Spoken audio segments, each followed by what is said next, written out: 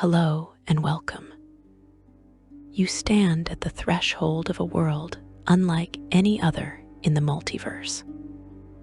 A world where magic pulses through ancient bloodlines, where sentient constructs question their place in existence, and where a war that consumed a century has left scars that may never heal.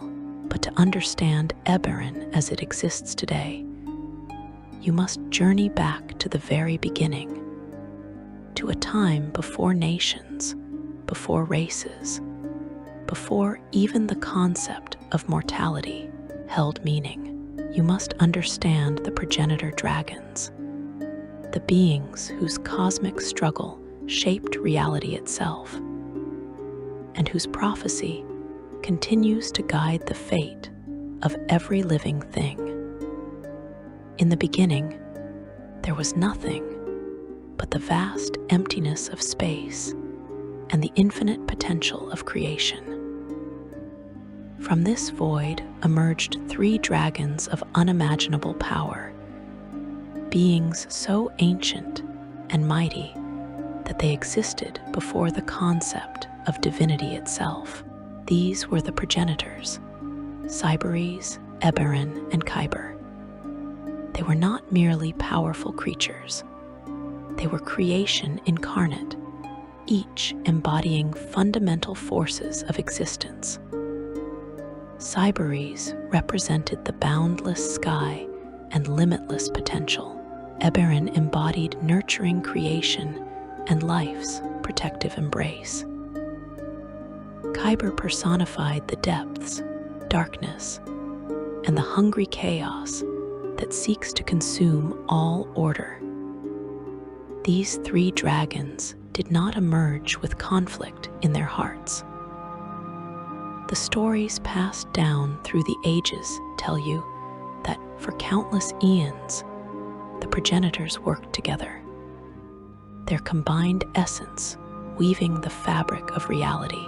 Cyberes, the dragon above, formed the celestial sphere and scattered the stars across the heavens like brilliant scales. Eberron, the dragon between, shaped the material world itself, creating the continents and oceans, the mountains and valleys, all the spaces where life could take root and flourish. Kyber, the dragon below, carved out the depths beneath, creating the vast network of caverns and the foundation upon which the world would rest. The dragons of Argoneson teach that golden Cyberes created magic itself.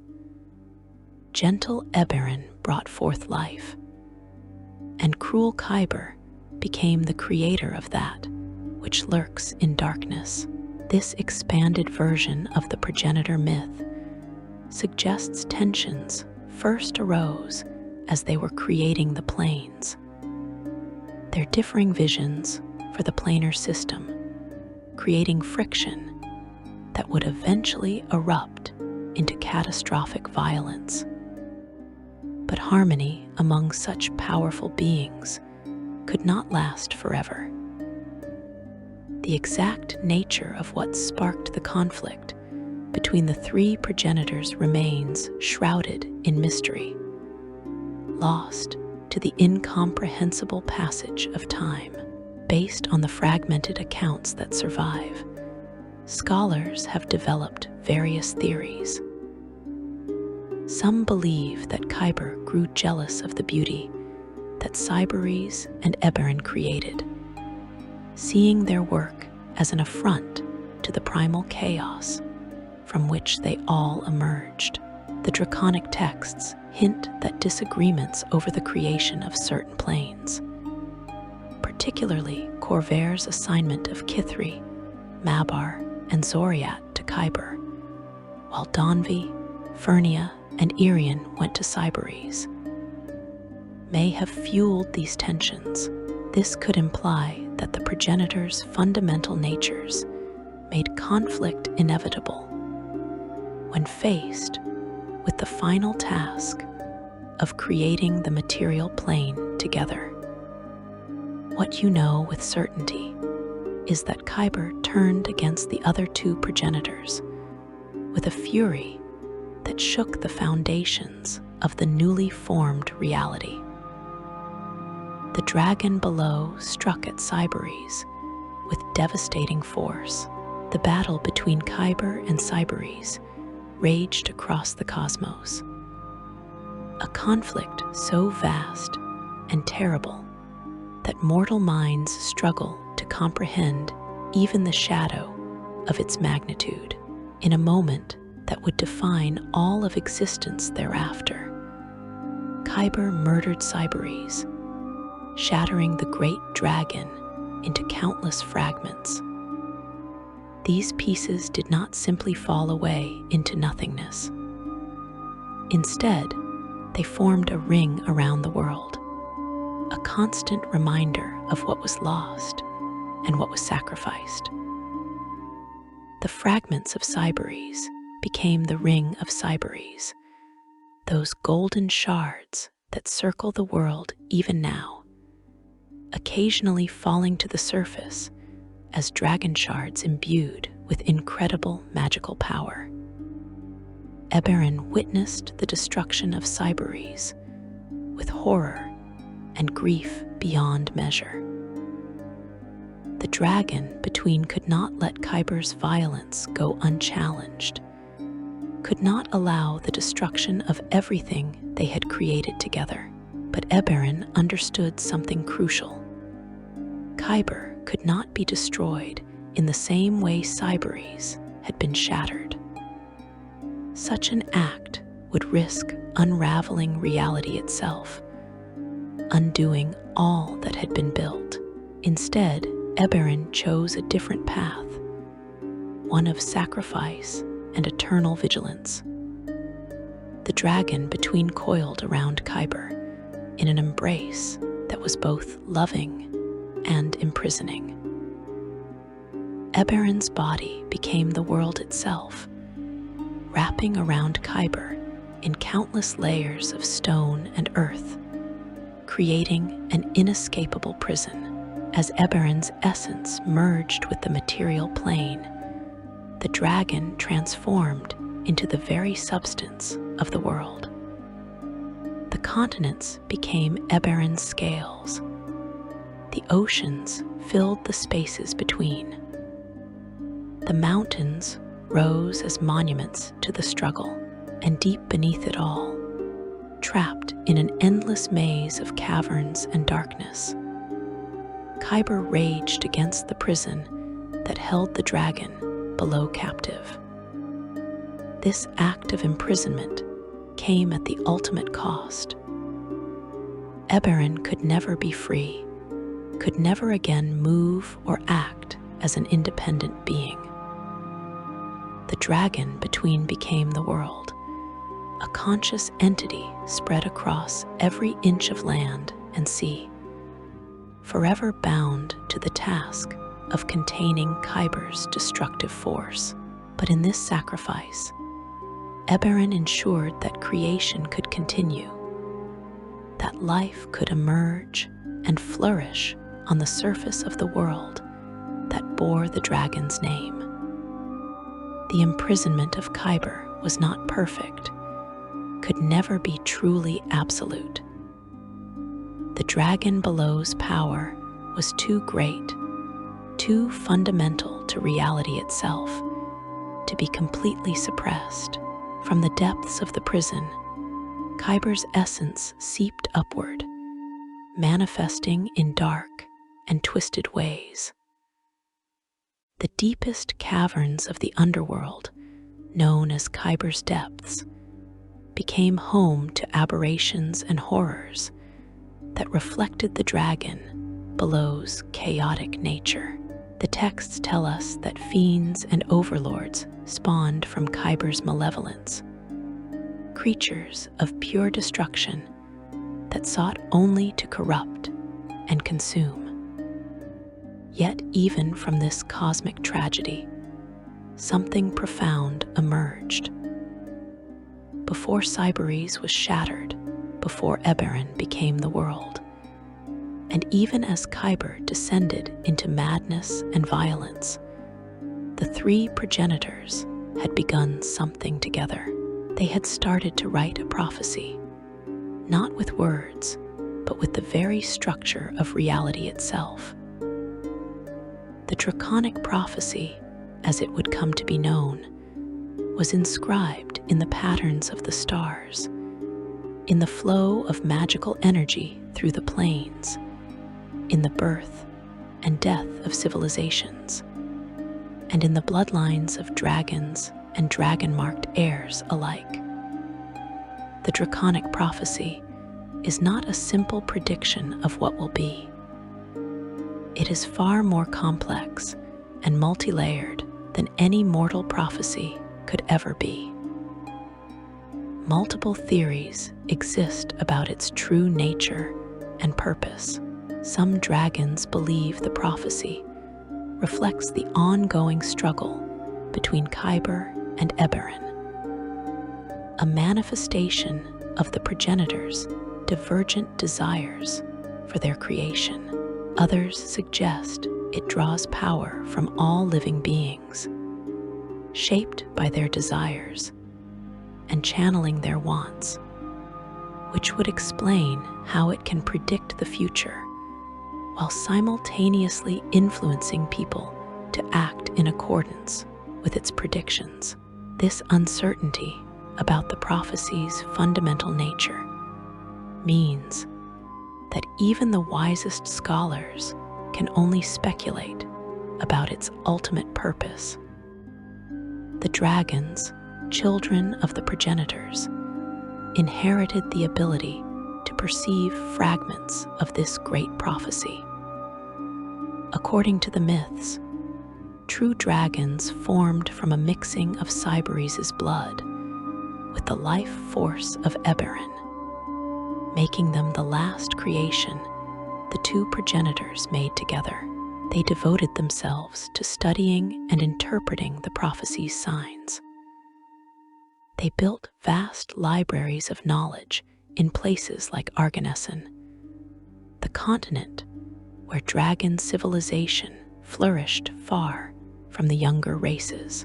They watched the movements of the stars and the alignments of the planes.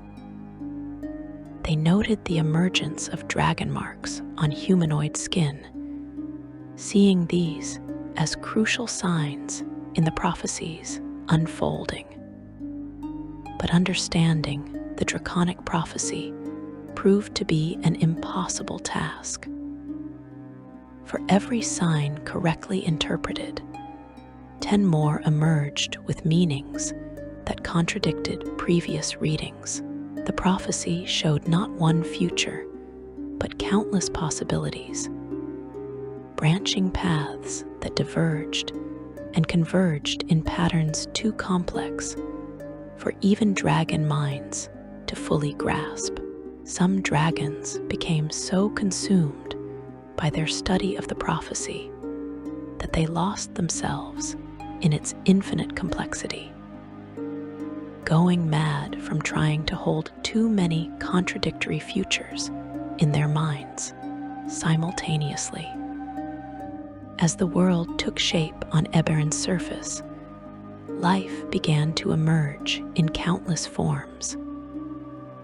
The first creatures were simple, but over vast stretches of time, they evolved and grew more complex. Dragons hatched from eggs infused with Cyberes' essence, becoming the first true inheritors of the progenitor's power.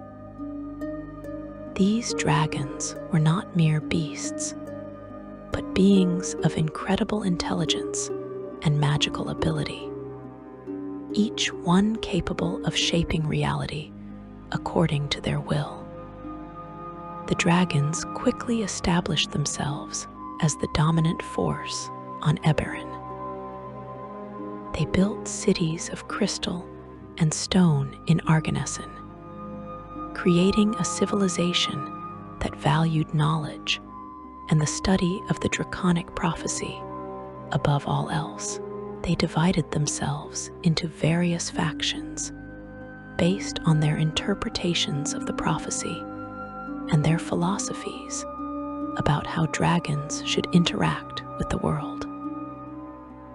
Some dragons believed in active intervention, in shaping events to guide the prophecy toward favorable outcomes.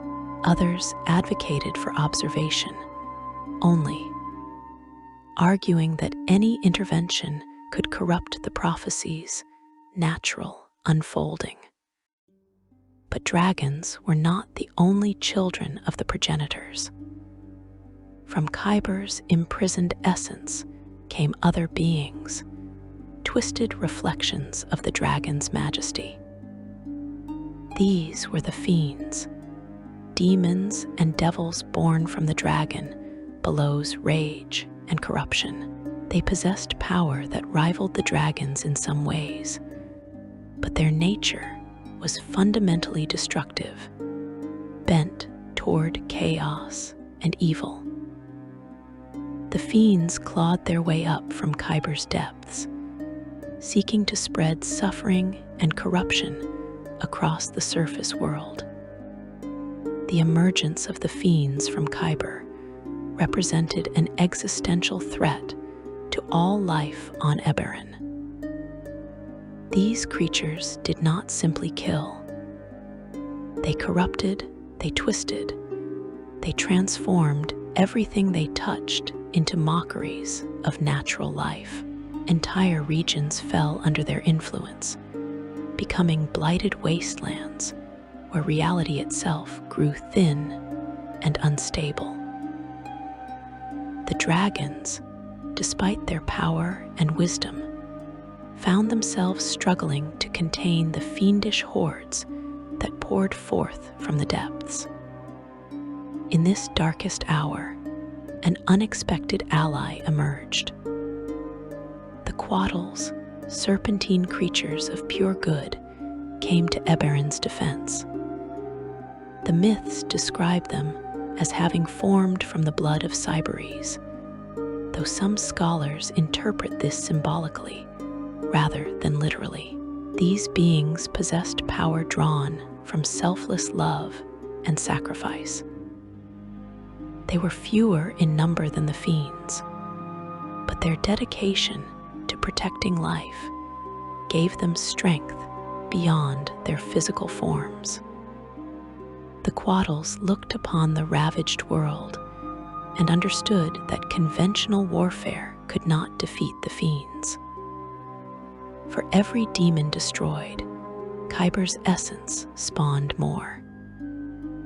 The corruption spread faster than it could be cleansed. The material plane itself groaned under the weight of so much concentrated evil. The quaddles knew that only the most extreme measure could save Eberron from being consumed entirely by fiendish influence. They chose sacrifice. The quaddles gathered their collective strength and performed a ritual of binding that required them to give up their physical existence. One by one, they channeled their essence into a great working of magic that would trap the most powerful fiends in Kyber's depths, sealing them away behind barriers that could not be broken by force alone. The overlords, as these greatest fiends came to be known, found themselves imprisoned in various corners of Kyber, bound by the quaddles' sacrifice. But the quaddles' magic came with a price beyond their own deaths. The binding was not absolute. The overlords could still influence the world from their prisons, whispering into the dreams of mortals, granting power to those who would serve as their agents. They could not escape entirely, but neither were they powerless. The quaddles had bought time for life to flourish, had given the younger races a chance to grow strong, but they had not eliminated the threat forever. The quaddle sacrifice created the silver flame, a force that spans the entirety of Eberron and has existed since that ancient binding. This is the same force that would later be discovered by various peoples throughout history, including the Gashkala orcs in the Demon Wastes, who would worship and channel its powers for millennia before any formal church ever arose. As the Quaddles faded from the material plane, their spirits did not simply dissipate. Based on what we know of how the silver flame functions, we can assume they became part of the world's spiritual framework, watching over creation in a new form. The greatest of the Quaddle souls may have been preserved within the silver flame itself, continuing their eternal vigil against the bound overlords from within that divine force. The aftermath of the Quaddle sacrifice left the world transformed. The fiendish hordes, deprived of their most powerful leaders, were driven back into Kyber's depths by the combined forces of dragons and other emerging races. The surface world began to heal, though scars remained in places where the corruption had run deepest. Magic itself had been fundamentally altered by the Great Binding, infused with new patterns and possibilities that would shape the development of civilization for millennia to come. The dragons, witnessing the Quaddles' ultimate sacrifice, gained new respect for the power of selfless action. Some dragon scholars began to search the draconic prophecy for signs related to sacrifice and redemption, believing that these concepts held keys to understanding the prophecy's deepest meanings. Others grew more cautious, fearing that intervening too directly in world affairs might require sacrifices they were unwilling to make. In the wake of these cosmic events, the stage was set for the rise of the younger races. The world had survived its first great crisis, but the scars of that struggle would influence everything that followed. The dragons retreated to Argonesson, establishing strict policies about intervention in the affairs of other races. The fiends remained trapped, but not powerless, always seeking ways to extend their influence beyond their prisons. And the draconic prophecy continued its inexorable unfolding, marking each birth, each death, each moment of triumph and tragedy as part of its vast, incomprehensible pattern. You must understand that this creation mythology is not merely ancient history to the people of Eberron. It is living truth that shapes their daily existence. When a dragon mark manifests on someone's skin, scholars note that Eberron dragon shards seem responsible for this manifestation among certain races, though they cannot fully explain why marks appeared only in some bloodlines and not others who had equally long exposure to the shards. When explorers delve into Kyber's depths and face the aberrations lurking there, they are encountering the legacy of the Progenitor's conflict. When dragons emerge from Argonesson to meddle in the affairs of the Five Nations, they are acting on their interpretation of prophecies written before mortals walked the earth. The Progenitor Dragons left behind more than just a world and a prophecy. They left a fundamental tension that defines existence on Eberron. The sky above, with its ring of golden dragon shards, represents infinite potential and the promise of transcendence. The world itself, the surface where civilizations rise and fall, embodies the balance between creation and destruction, the constant struggle to build something lasting in a universe marked by impermanence. And the depths below, where Kyber writhes in eternal imprisonment, remind everyone that darkness is never truly vanquished, only constrained, and that vigilance must be eternal. This is where your journey into Eberron's history truly begins, not with the rise of humanity or the founding of nations, but with these cosmic forces that shaped the very fabric of reality.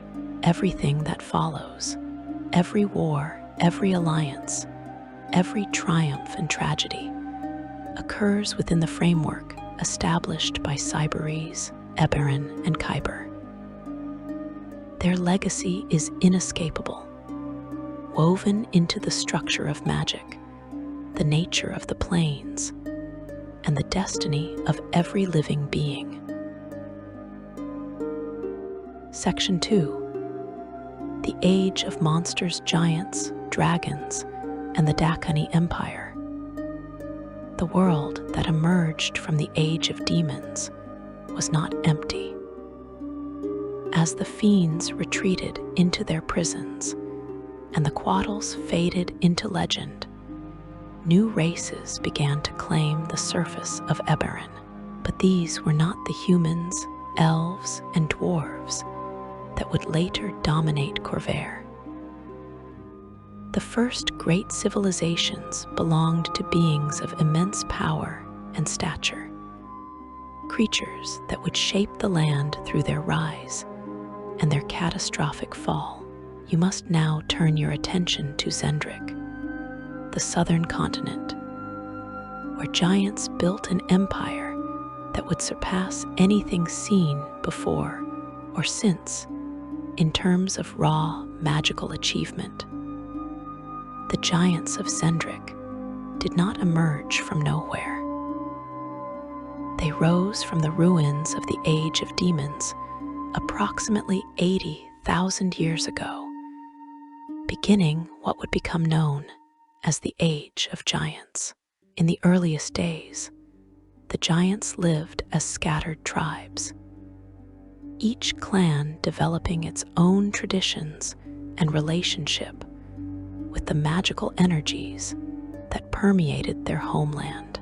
But over millennia, these tribes coalesced into something far more organized and ambitious.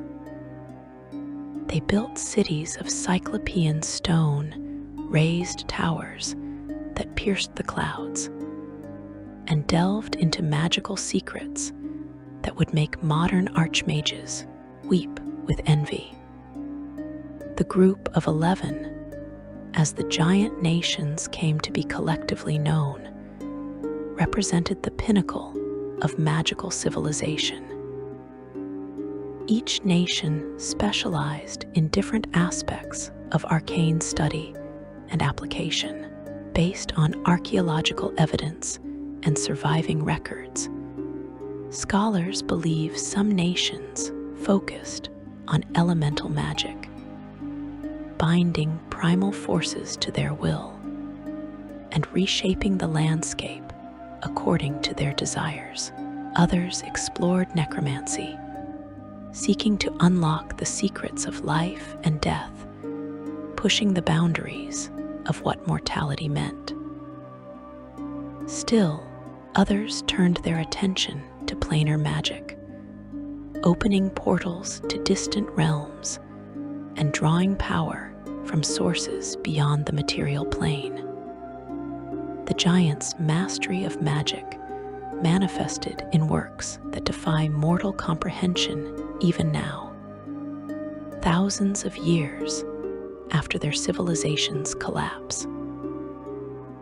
They created floating citadels that drifted through the sky, held aloft by permanent enchantments woven into their very foundations. They constructed monuments that reached toward the ring of Cyberes, megalithic structures designed to channel and focus magical energy on a continental scale. They bound elementals into servitude, forcing these primal beings to power their cities, their war machines, and their ever more ambitious experiments. But such power required resources, and the giants were not content to rely solely on their own labor. They looked to other races, seeing them not as equals, but as tools to be exploited. The elves, who had emerged on Zendrik as a younger race, caught the giants' attention. These elves were graceful, intelligent, and possessed their own innate magical abilities, though nothing approaching the giants' power. Some scholars suggest that the elves may have originally been Eladrin from the Fey realm of She-Tyrius Tali, enslaved during giant raids, and transformed through magical experimentation over generations into the elven people we know today. The giants saw potential in these smaller beings, potential that could be harnessed through enslavement. The subjugation of the elves happened gradually at first, then with increasing brutality as the giants grew more dependent on slave labor to fuel their empire's expansion. Entire elven communities were rounded up and put to work in the giants' mines, their quarries, their fields, and most cruelly, in their magical experiments. The giants viewed their elven slaves with the same regard a craftsman might show tools in a workshop. They were property, resources to be used up and replaced as needed. For thousands of years, the elves endured this enslavement. They were forced to build the very monuments to giant glory that would long outlast their oppressors.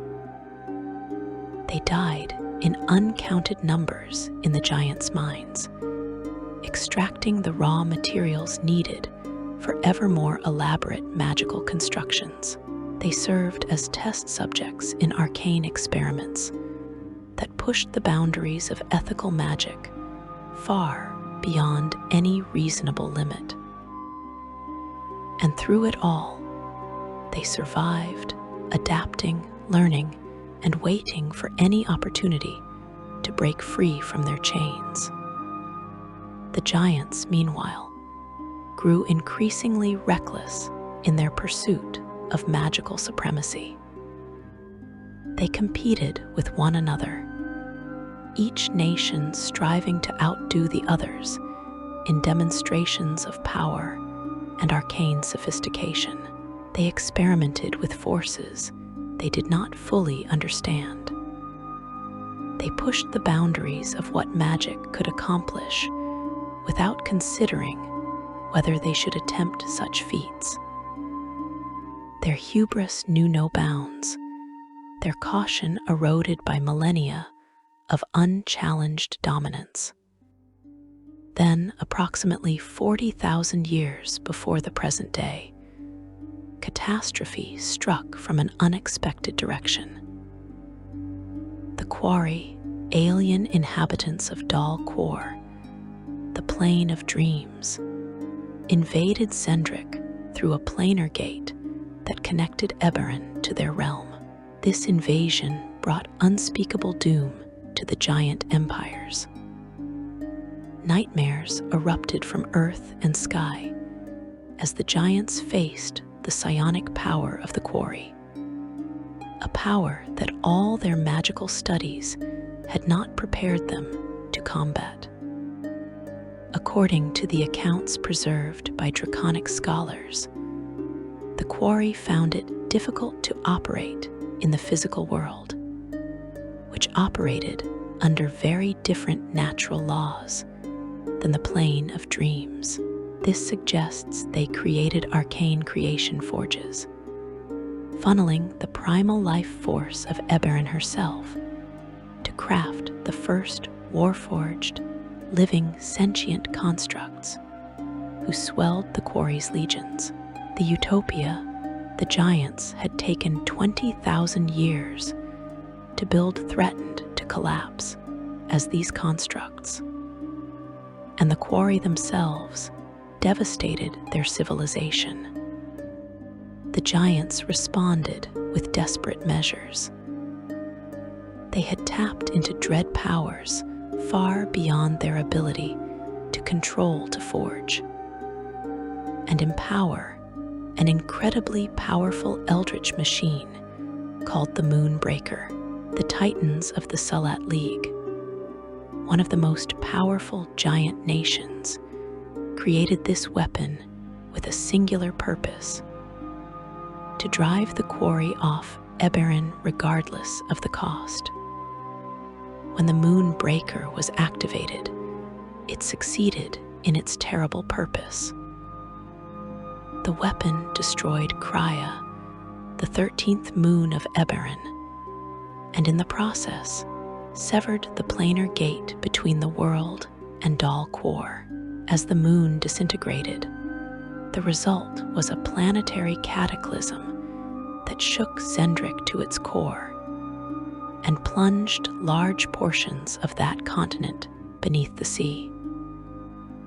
Mountains collapsed, and gaping wounds, the size of entire cities, were rent open in the earth.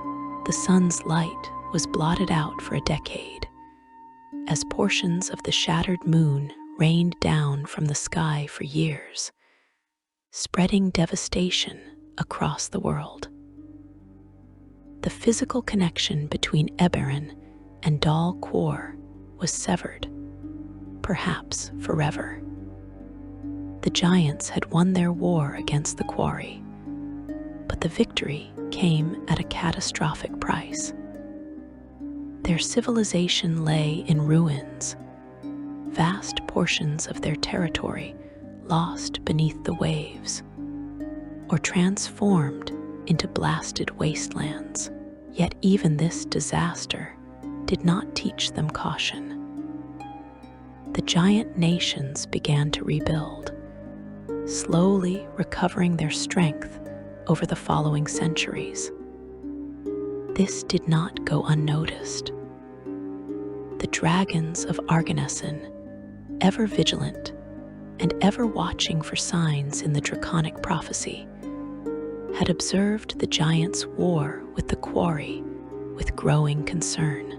The knowledge that had enabled the giants to create the Moonbreaker was based on magical lore originally shared by dragons in ages past. The dragons had debated intervention when the moon was destroyed, but ultimately chose to wait and observe. They would not make that mistake again. Centuries after the Quori War's conclusion, new tensions arose in Zendrik. The elven slaves, who had suffered through both the Quori invasion and its apocalyptic conclusion, began to organize rebellion. This uprising threatened the giant nation's ability to maintain their recovering civilization. The giants' response suggested they were willing to unleash forces similar to those that had destroyed Krya. The exact nature of their planned weapons remains debated, but the implication was clear. They would rather destroy their world than lose control of their slaves. The dragons of Argonesson could not allow this.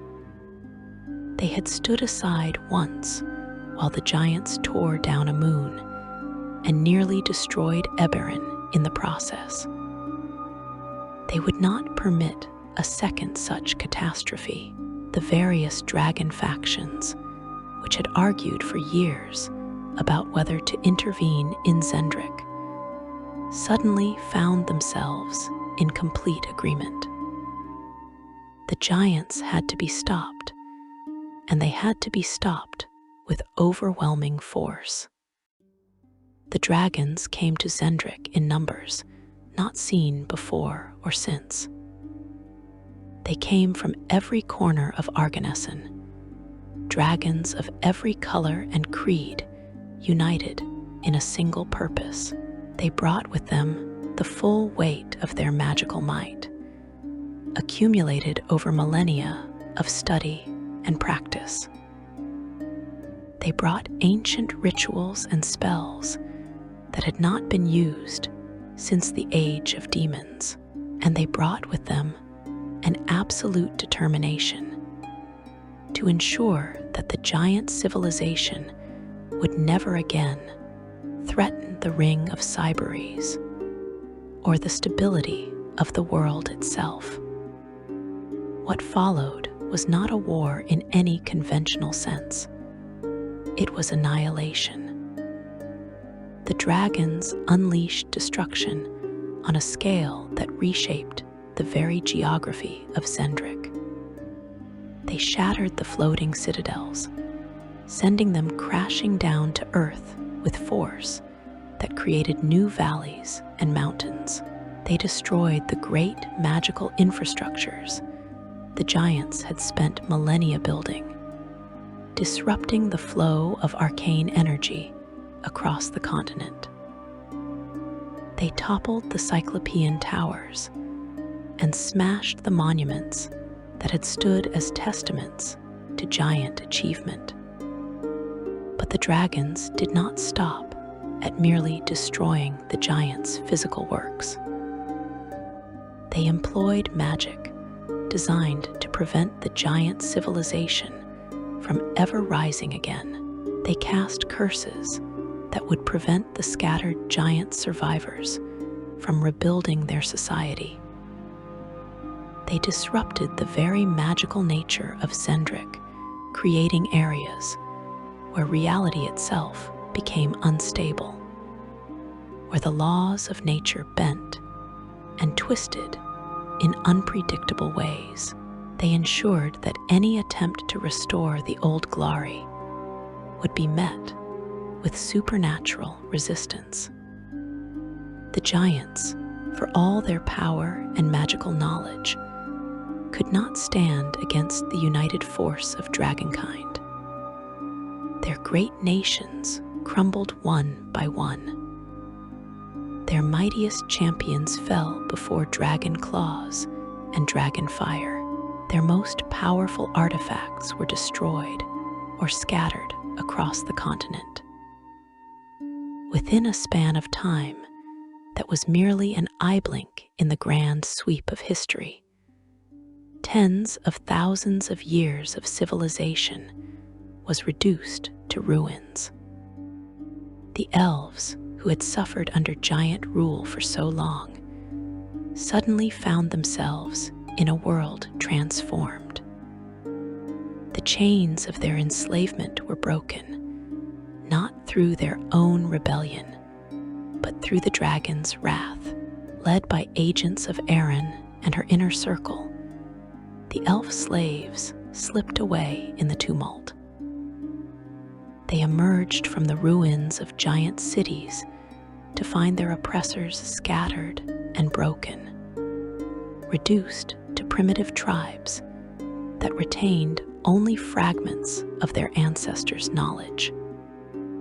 The freed elves faced a critical decision. They could remain in Zendrik, attempting to rebuild in the ruins of the giant empire. But the continent had been fundamentally changed by the dragon's assault.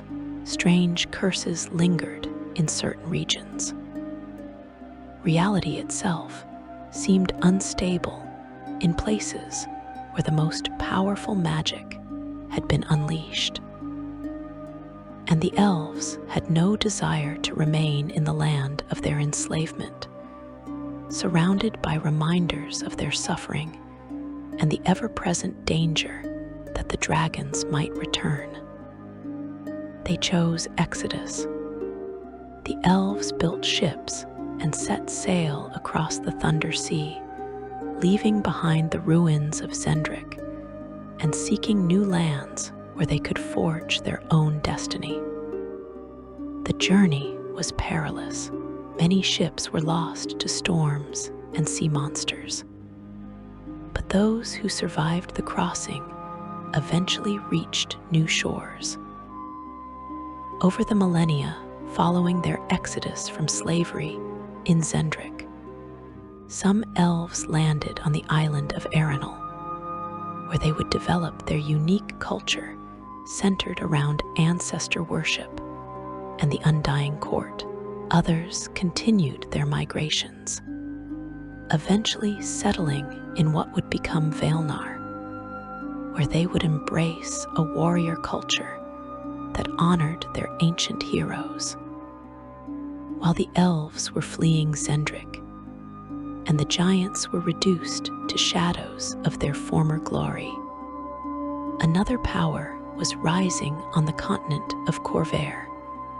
Far to the north, the goblinoids, races that included goblins, hobgoblins, and bugbears, had existed as scattered tribes for thousands of years. But approximately 16,000 years before the current era, a transformation occurred. The culturally advanced goblin clans of the Dhakaani united the other goblin nations of Corvair to create the Empire of Dhakaani, the greatest civilization the goblin peoples of Eberron had ever known. The Dhakaani were not savages, despite what later human historians would claim. They were sophisticated, organized, and possessed a culture rich in tradition and honor. The foundation of the empire was the Dhakaani's great martial skill, which allowed them to forge a goblin state that stretched across most of central and eastern Corvair, and was ruled by a powerful dynasty of hobgoblin emperors and empresses. The hobgoblins, who formed the leadership caste of the empire, developed a complex system of governance based on merit and military prowess. The goblins served as artisans, merchants, and support personnel, their natural cleverness making them invaluable to the empire's infrastructure. The bugbears acted as shock troops and scouts, their size and ferocity making them feared across Corvair. At the heart of Dhakaani culture stood the concept of moot, a philosophy that encompassed duty, honor, and the proper exercise of power. To the Dhakaani, strength without purpose was meaningless, and power without responsibility was shameful. They built an empire not through random conquest, but through calculated expansion, bringing order to lands they viewed as chaotic and undeveloped. They constructed vast underground cities, marvels of engineering that extended deep beneath Corvair's surface, connected by tunnel networks that spanned the continent. The Dhakaani Empire reached its height thousands of years before the present day. At its peak, it controlled virtually all of Corvair, from the western shores to the eastern borders, from the northern mountains to the southern plains. The goblinoid military was the most disciplined and effective fighting force the world had seen since the giants' fall. Dhakaani smiths crafted weapons and armor of exceptional quality, imbued with minor magical enchantments that made them superior to anything produced by other races of that era. The Empire developed its own form of magic, distinct from the arcane traditions of the giants or the divine magic practiced by various faiths. Dhakaani dirge singers, known as Dracala, learned to weave magic through battle songs and chants, inspiring their allies and terrifying their enemies. These dirge singers served as healers, diplomats, spiritual leaders, lorekeepers, and inspiration on the battlefield, becoming cornerstones of Dhakaani society. This martial magic was practical and effective, focused on enhancing combat abilities rather than pursuing arcane knowledge for its own sake. For thousands of years, the Dhakaani Empire stood as the dominant force on Khorvaire. They repelled invasions from various threats, maintained order across their vast territories, and developed a civilization that, while martial in nature, was far from barbaric. They had art, literature, music, and philosophy. They valued excellence in all forms, whether in combat, craftsmanship, or governance. They built monuments that would endure long after their empire fell, great fortresses and underground complexes that later races would discover and marvel at. But the strength of the Dhakaani Empire attracted attention from beyond the material plane. In the realm of Zoriat, the realm of madness, beings of incomprehensible alien intelligence observed the ordered civilization of Khorvaire with interest. These were the Daelkyr, entities whose very nature was antithetical to the structured reality that mortals inhabited. Where mortals saw order and logic, the Daelkyr saw only one possibility among infinite variations. Where mortals valued consistency, the Daelkyr embraced constant transformation. They looked upon the organized empire of Dhakaani and saw something to corrupt, to twist, to remake according to their alien aesthetics. Approximately 9,000 years before the current age, Zoriat drew close to Eberron in the cosmic dance of the planes. During this convergence, the barriers between planes grew thin, creating opportunities for entities to cross from one reality to another. The Daelkyr seized this opportunity. They did not come as conquerors in any conventional sense.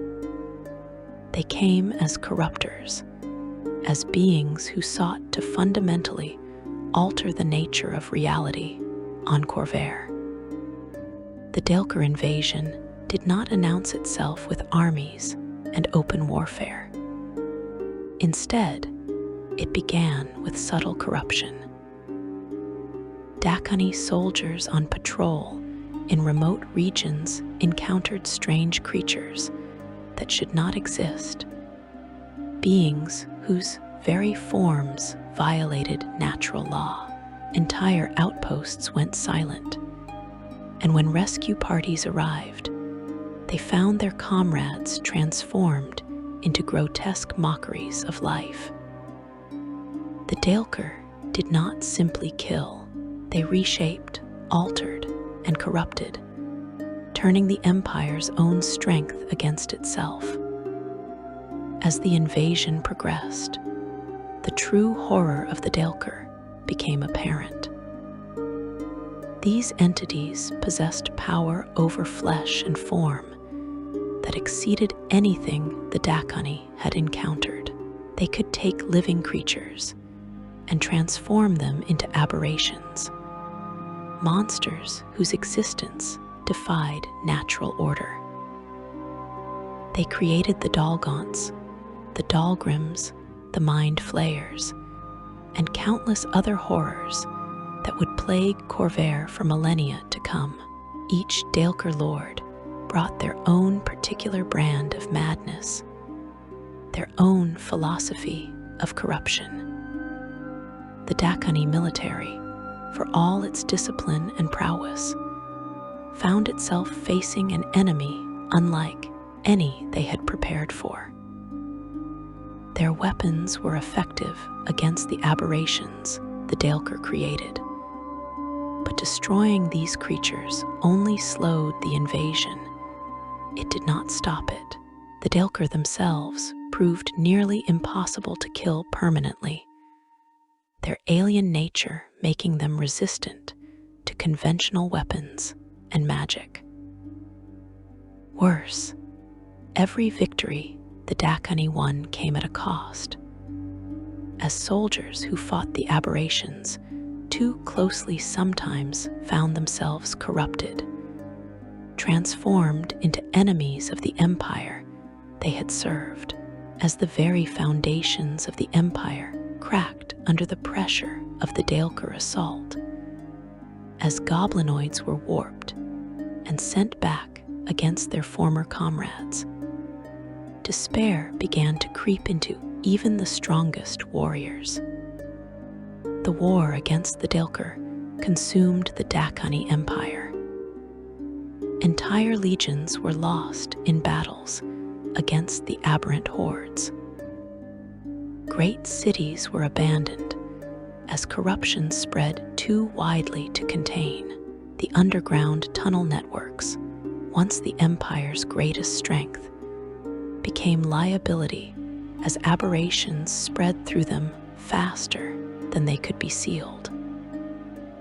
The Dhakaani fought with courage and determination, but they were losing ground steadily, their empire crumbling beneath the weight of an invasion they could not fully comprehend, let alone defeat. In their desperation, the Dhakaani leadership turned to unlikely allies. A black dragon named Vivarok, a rogue from Arganesson who had forsaken her flight, had traveled to Khorvaire years before the Daelkyr invasion. Vivarok was a true child of Eberron who foresaw a disaster that would wound the world itself. When the conclave of dragons in Arganesson showed no interest in this struggle, telling Vivarok they would act only when a clear threat to their homeland existed, the frustrated dragon abandoned her elders and began training humanoids in the use of natural magic. Vivarok taught the orcs of the west coast of Khorvaire, though she had other students as well, including some Saran druids and lizard folk who still attribute their skills to the teachings of the Ebon Mother. These druids, who would become known as the gatekeepers, understood something crucial about the Daelkyr invasion. The entities from Zoriat could not be permanently destroyed on the material plane, but they could be bound, sealed away in ways that would prevent them from continuing their corruption. The alliance between the Dhakaani Empire and the gatekeepers was uneasy. The goblinoids had long viewed the orcs as primitives, lesser beings who refused to embrace civilization. The orcs, for their part, had resisted Dhakaani expansion for generations, defending their territories through guerrilla warfare and intimate knowledge of the land. But the Daelkyr threat was too great for such old animosities to matter. Both sides recognized that if the invasion was not stopped, there would be no Khorvaire left to fight over. The gatekeepers taught the Dhakaani the secrets of binding, of creating seals that could trap the Daelkyr lords in prisons from which they could not escape. This knowledge came at a terrible price. The rituals required for such powerful bindings demanded sacrifices, not merely of material components, but of lives and souls. The seals forged by the gatekeepers took various forms, some tied to specific Daelkyr to keep those individuals bound in Khyber and strip them of some of their powers, others warding against aberrations in general or suppressing the influence of Xoriat itself. Some seals became amulets that could be carried and stolen, while rumors persist that one seal is actually a druidic bloodline that will last until the last member of the line is slain. The final battles against the Daelkyr were desperate affairs.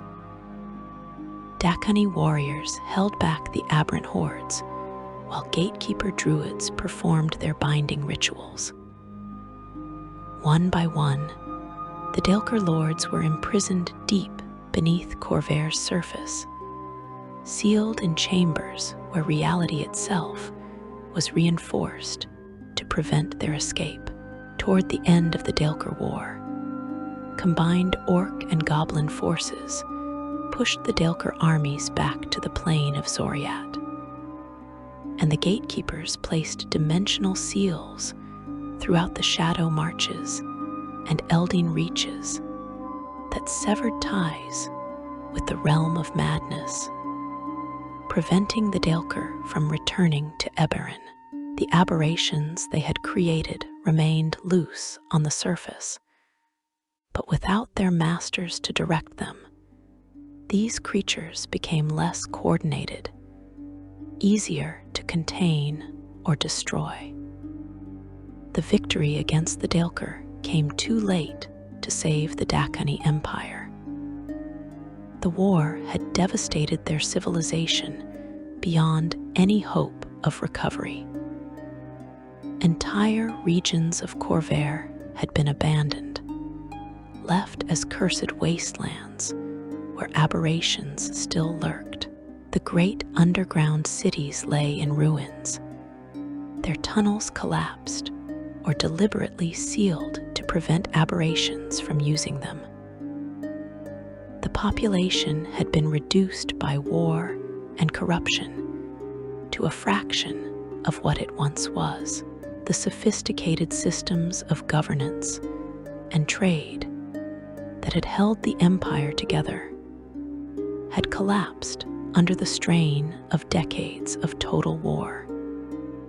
Even after this triumph, the gatekeepers couldn't be sure if they had turned back the threat Vivarok had foreseen, or if a greater danger lay ahead. So, in addition to guarding the seals that bind the Daelkyr and keep Xoriat at bay, the gatekeepers remained vigilant against the possibility of worse to come. The Dhakaani Empire fragmented into competing successor states, each claiming to represent the true continuation of goblinoid glory. But these states lacked the resources and unity to rebuild what had been lost. Over the following centuries, they fought among themselves, further weakening goblinoid power. The remaining Dhakaani gradually retreated from the surface of Khorvair, withdrawing into isolated strongholds and underground redoubts where they could preserve what remained of their culture. The fall of the Dhakaani Empire left Khorvair largely empty, a vast continent with scattered populations of various races, but no dominant civilization. The ruins of goblinoid cities lay scattered across the land, slowly being reclaimed by nature. The underground tunnel networks remained, though many sections were too dangerous to explore, haunted by aberrations or structural collapse. And deep beneath the surface, sealed behind their prisons of druidic magic, the Daelkyr lords waited, patient and eternal, for the day when their seals might weaken and they could continue their work of corruption. The legacy of these two fallen empires would shape Khorvaire for thousands of years.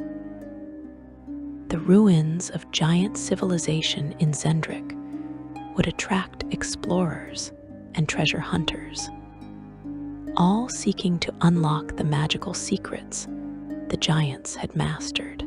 The remnants of Dhakaani culture would be discovered by later races, who would marvel at goblinoid engineering and craftsmanship, while never fully understanding the sophisticated civilization that had created these works. And the aberrations created by the Daelkyr would continue to emerge from the depths, a constant reminder that the threat from Xoriat had never been truly defeated, only temporarily contained. Section 3. The Kingdom of Galifar Unity and the Seeds of War. Thousands of years passed after the Dhakaani Empire's collapse. Khorvaire lay mostly empty, its vast expanses inhabited by scattered tribes and small settlements of various races. The orcs of the gatekeepers maintained their vigil over the sealed Daelkyr, but their influence remained limited to their druidic circles. The remaining goblinoids clung to isolated strongholds, shadows of their former glory, and across the seas, new peoples were stirring, preparing to make their mark on a continent that had seen the rise and fall of empires beyond their comprehension. Humanity arrived on Khorvaire approximately 3,000 years before the present day, around the year -3000. They came from the distant continent of Sarlona, fleeing catastrophes and conflicts that had made their homeland increasingly uninhabitable. The human Lazar led a voyage of ships from Rayavhar in eastern Sarlona westward to Khorvaire, landing in what would become known as the Lazar Principalities. These were not unified peoples, but disparate groups, each bringing their own traditions, languages, and cultures. The early human settlements were fragile things, vulnerable to attack from hostile creatures and the harsh realities of frontier life. Many communities failed in those first centuries, their inhabitants killed by aberrations emerging from Khyber's depths, or by conflicts with the indigenous peoples already living on Khorvaire. But humanity possessed adaptability that allowed them to survive where other races might have faltered. They learned from their failures. They formed alliances with other groups, and slowly, gradually, they established themselves as a permanent presence on the continent. As human populations grew and spread across Khorvaire, different regions developed distinct cultural identities. The people who settled in the northern reaches, facing harsh winters and rocky soil, became hardy and self-reliant. Those who claimed the central plains developed agricultural traditions that would make their lands the breadbasket of future nations. The the coastal settlements turned to the sea, becoming skilled sailors and traders. Each region shaped its people, and the people in turn shaped the land. But these scattered human communities remained vulnerable. They fought constant skirmishes with goblinoid raiders emerging from hidden strongholds. They struggled against the aberrations that still plagued certain regions. They competed with each other for resources and territory.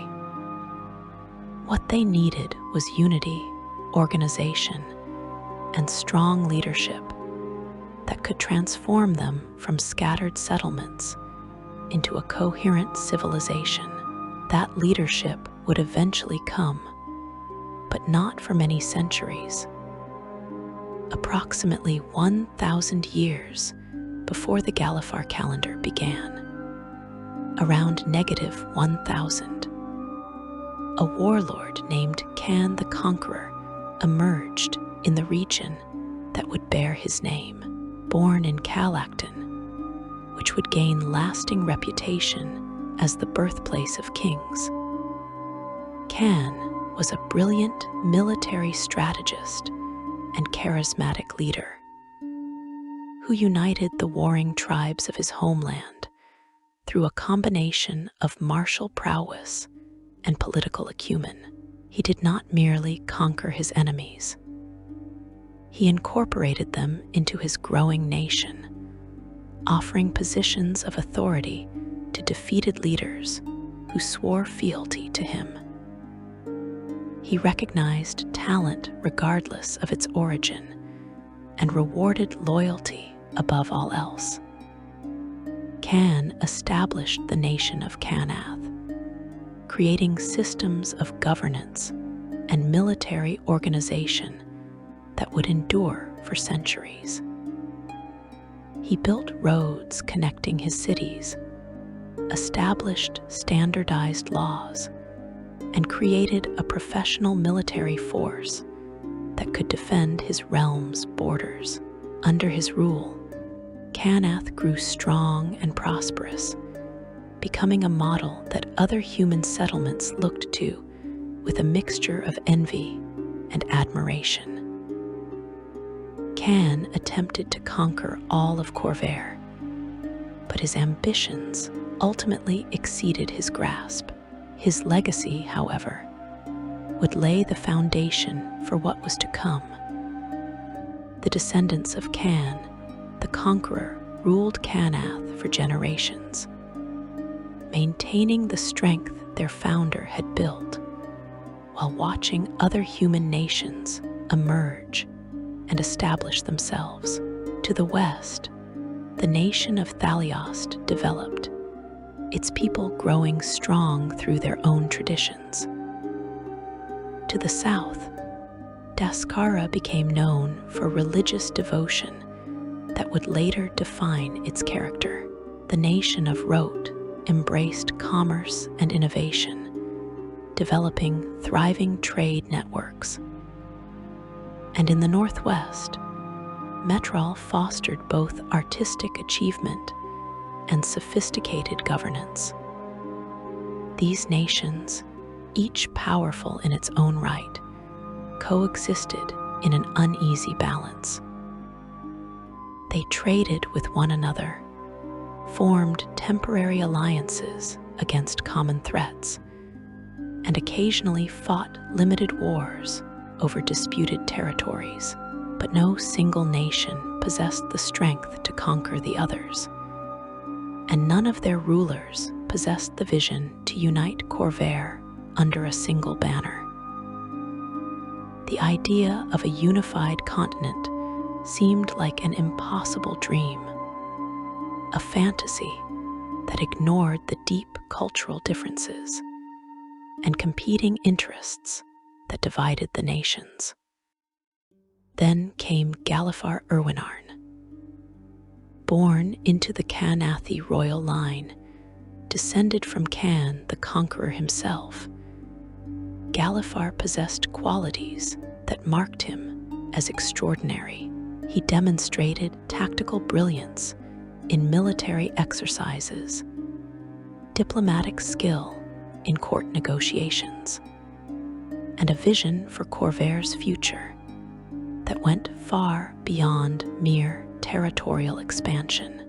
As he grew to adulthood, he watched the constant conflicts between the nations with increasing frustration, seeing how warfare wasted resources and lives while accomplishing nothing of lasting value.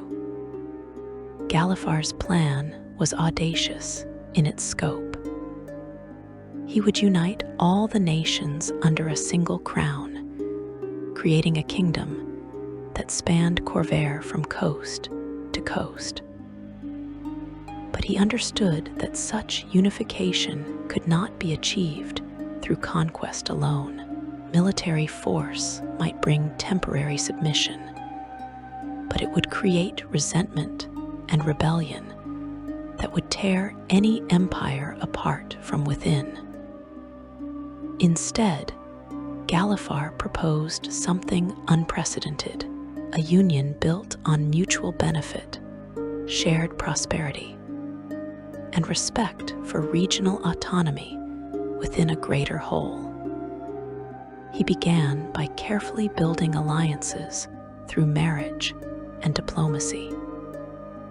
He negotiated trade agreements that benefited all parties involved, demonstrating the advantages of cooperation over competition.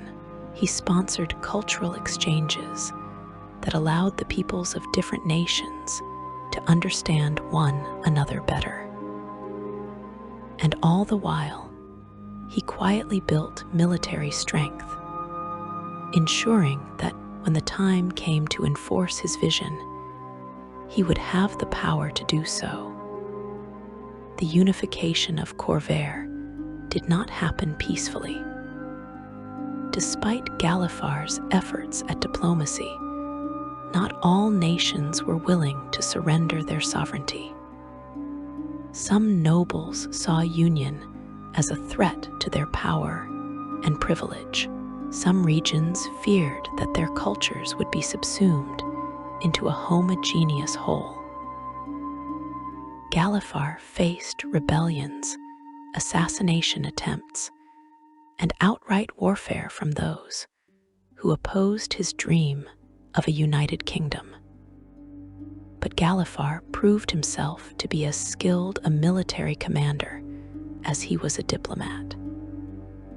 He led his armies personally, winning crucial battles through a combination of tactical innovation and inspiring leadership. He was generous in victory, offering defeated enemies positions in his growing administration rather than executing or imprisoning them.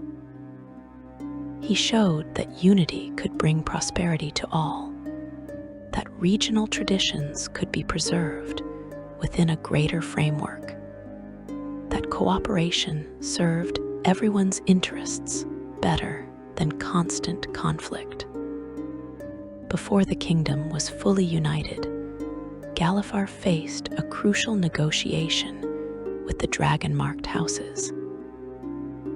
These powerful organizations, bound together by the mystical marks that granted their bearers supernatural abilities, had grown influential across the fractured nations. The house leaders met Galifar in the city of Korth at the height of his drive to unite the nations, and it quickly became apparent to them that this conqueror might well succeed where others had failed. Galifar swore to protect the houses, agreeing to a number of provisions that would ensure their continued economic strength. In return, the houses agreed to restrictions on their political power. These agreements became known as the Korth Edicts. Under these laws, no member of a dragon-marked house could hold a grant of land. The edicts placed limits on the size of house enclaves, and the armed forces garrisoned there, with special provisions made for House Deneth, which retained the right to assemble military forces for mercenary service. The edicts further specified that no member of the aristocracy could marry a member of a dragon-marked house without one of the two giving up all heritage and rights. Since the houses could not own land, the edicts dictated a system of rents to be paid to the crown in exchange for territory the houses required for their operations. In the year designated as one of the new calendar, Galifar was crowned king of the United Kingdom that bore his name. The kingdom of Galifar encompassed all of Khorvaire, with Galifar appointing his 5 children as governors of the conquered nations. He renamed the nations after them. His homeland of Canath remained unchanged, but Thaliost became Onder, Daskara became Thrain, Rot became Breland, and Metral became Sire. His children were Sire, Can, Thrain, Onder, and Bray, and they took local nobles as their spouses, integrating themselves into the regions they governed. The system Galifar established was remarkably sophisticated for its time. Following the example set by Galifar himself, the monarch's children would serve as governors of the 5 provinces. The eldest child would govern Sire, and upon the death of the monarch, they would take up the crown, and their children would take over the governing positions of each province. The prior governors would serve as regents until children were of age, and after that, as advisors. When a monarch lacked 5 children, the previous governors would maintain the posts. This system ensured that no single province could dominate the others permanently while maintaining the kingdom's unity, though it also established Sire as the heart of Galifar, with all else shifting around it. The early decades of Galifar's reign saw unprecedented prosperity across Khorvaire. With internal conflicts resolved, trade flourished between provinces. The roads Galifar ordered built connected cities across the continent, facilitating commerce and cultural exchange. The king established standardized laws and currencies, making it easier to do business across provincial borders. He supported the arts and sciences, founding universities and sponsoring expeditions to explore Khorvaire's mysteries. The dragon-marked houses, now operating under the framework of the Korth Edicts, became the backbone of Galifar's economy. House Canath bore the mark of making, granting them unparalleled skill in crafting and artifice. House Orion carried the mark of passage, allowing them to dominate land transportation.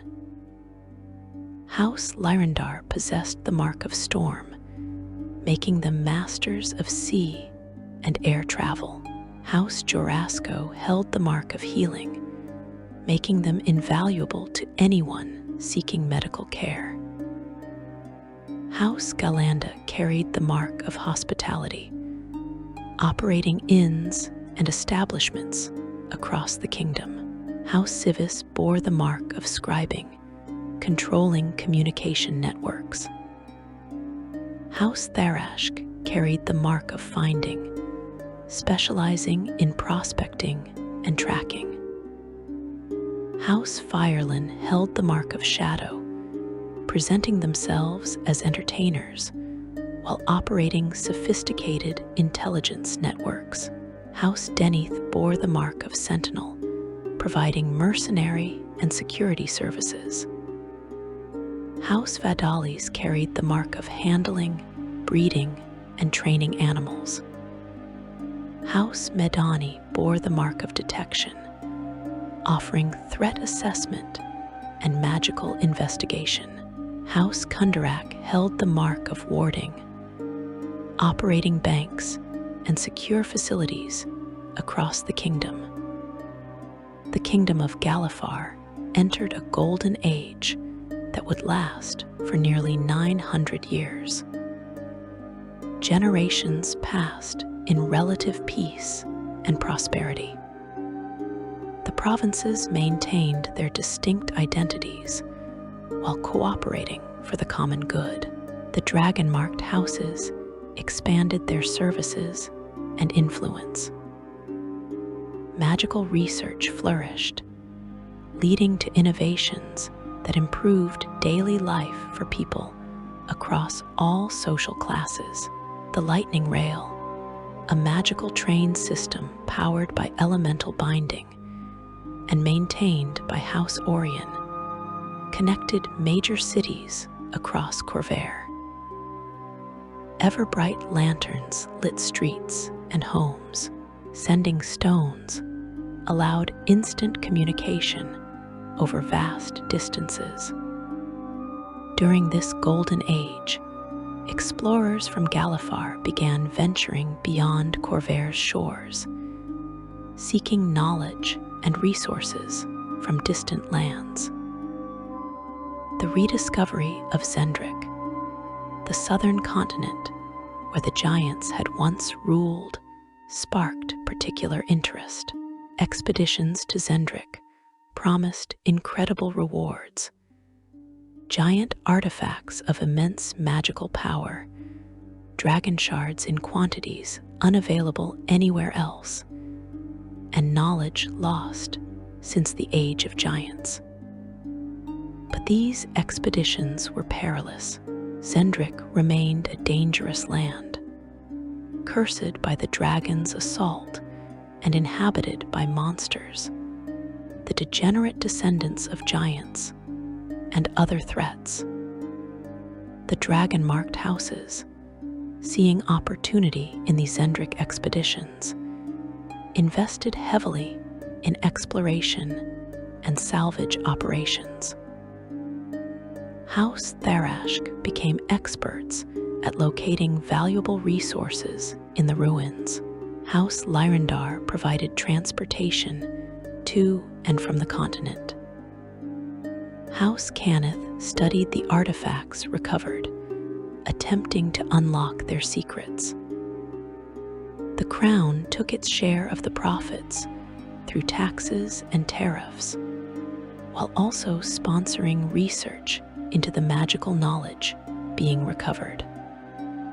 But not all explorations led to profitable discoveries. The continent of Sarlona, humanity's original homeland, had become forbidden territory. The land had fallen under the control of the inspired, mysterious rulers who served entities known as the Quori, beings from the region of dreams.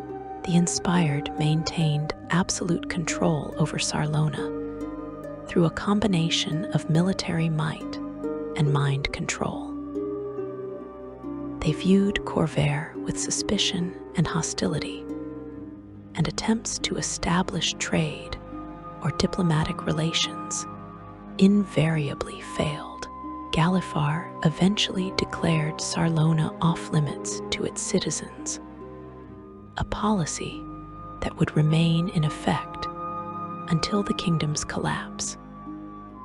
The centuries of peace and prosperity gradually bred complacency among Galifar's ruling elite. The original vision of unity that Galifar I had championed slowly faded as successive generations took the kingdom's stability for granted. provincial rivalries that had been suppressed began to resurface in subtle forms. The nobles of each province started to view themselves as superior to their counterparts in other regions. This tension was inherent in the succession system itself, as over the history of Galifar, there were multiple rebellions and attempted secessions.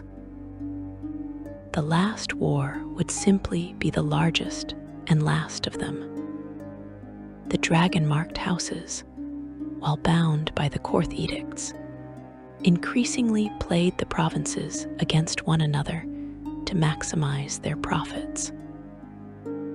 They would offer one province exclusive deals on certain services, knowing it would prompt competing provinces to bid higher for similar arrangements.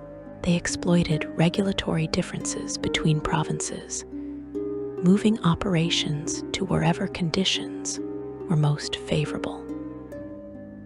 The houses grew richer and more powerful with each generation, their influence becoming so pervasive that some began to question the balance of power in the kingdom. King Jarot unearned took the throne and ruled as a beloved monarch, wise and just. He had 5 children, each of whom governed one of the kingdom's 5 provinces, according to the ancient succession system. His eldest daughter, Mishan, ruled Sire as its queen and was the designated heir to the throne.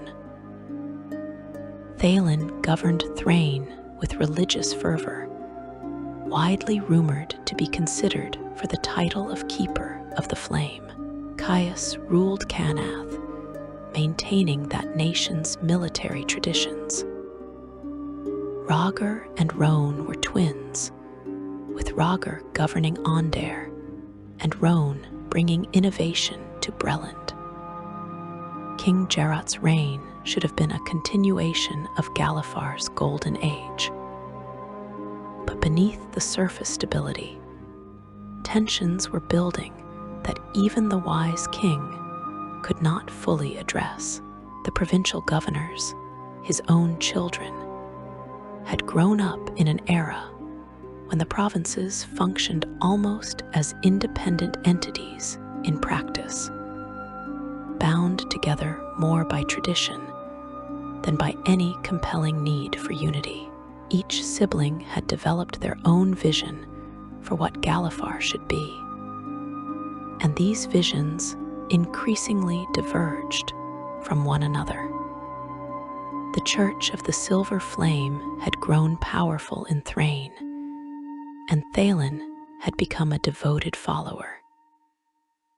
Based on his actions and public statements, we can infer he believed that Galifar should be guided by religious principles, that the kingdom's primary purpose should be fighting evil in all its forms.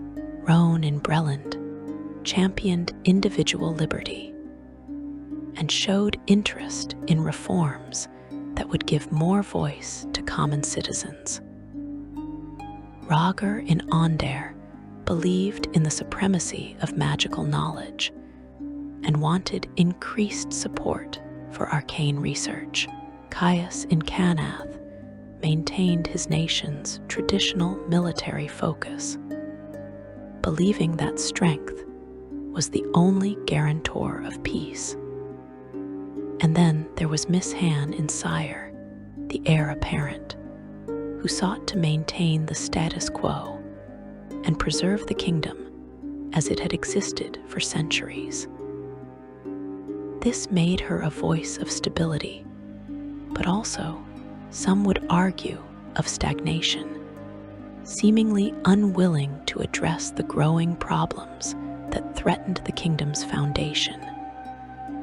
King Jarot tried to mediate between his children, to find compromises that would satisfy everyone. But the fundamental contradictions in their visions made real compromise increasingly difficult. The old system that had served Galifar for centuries was showing its age, unable to accommodate the increasingly divergent interests of its provinces. In the year 894, King Jarot died. The official cause was given as natural causes, the expected death of a monarch whose time had come.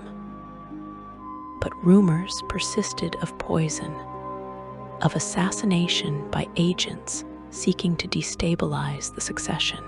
Whether these rumors held truth or were merely paranoid speculation remains debated by historians to this day. What matters is what happened next. According to Galifar's succession laws, the throne should have passed automatically to Mizhan as the eldest child. But Thaelin, Caius, Rhaegar, and Roan refused to accept her coronation. The tradition established by prior monarchs was for the eldest child to succeed. However, 3 of Jarot's 5 children disputed this right. Each claimed that circumstances had changed, that the kingdom needed different leadership than Mizhan could provide, that the old ways had failed and new approaches were necessary. Each declared themselves a rightful claimant to the throne, the one best suited to guide Galifar into a new era. Mizhan, shocked by her siblings' betrayal, demanded they honor the ancient laws that had kept the kingdom united for almost a millennium.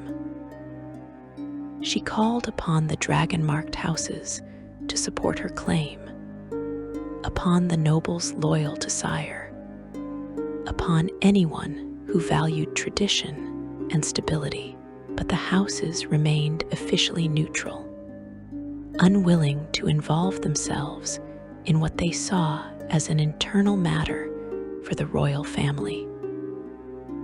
And the nobles of other provinces, while perhaps sympathetic to the principle of legitimate succession, were ultimately more loyal to their provincial governors than to abstract legal concepts. Negotiations at Thronehold failed. Each sibling arrived with demands that the others found unacceptable. Accusations flew, old grievances surfaced, and what should have been a family matter spiraled into a constitutional crisis.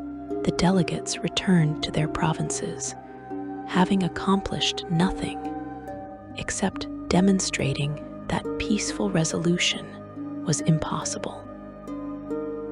The kingdom of Galifar, which had endured for nearly 1,000 years, stood on the brink of collapse. What came next would be known as the Last War, a conflict that would consume a century and transform Corvair beyond recognition. Section 4. The Last War, a Century of Blood and Steel. The war began not with a single battle, but with a cascade of declarations, each sibling formally claiming the throne of Galifar and denouncing the others as traitors to the kingdom. Mizhan and sire insisted she was the rightful queen, defending the legitimate succession against usurpers. Thaelin in Thrain declared himself king in the name of the Silver Flame, widely believed to be claiming divine mandate to rule. Roan in Breland proclaimed herself queen and promised reforms once victory was achieved. Rhaegar in Ondair initially backed his twin sister Mizhan's claim, though this support would not prevent the conflict from erupting. Caius in Canath became king through military acclamation, his generals swearing loyalty to the only leader they believed could restore order. You must understand that in those early years, none of the 5 nations expected the conflict to last more than a season or 2. Each believed their claim was obviously superior, that their siblings would see reason once faced with military pressure, that the kingdom could be reunited quickly under the rightful ruler. The generals planned campaigns, assuming they would be home for harvest. The nobles stockpiled supplies for short-term disruption, not century-long deprivation. The common people watched armies march away thinking their loved ones would return within months.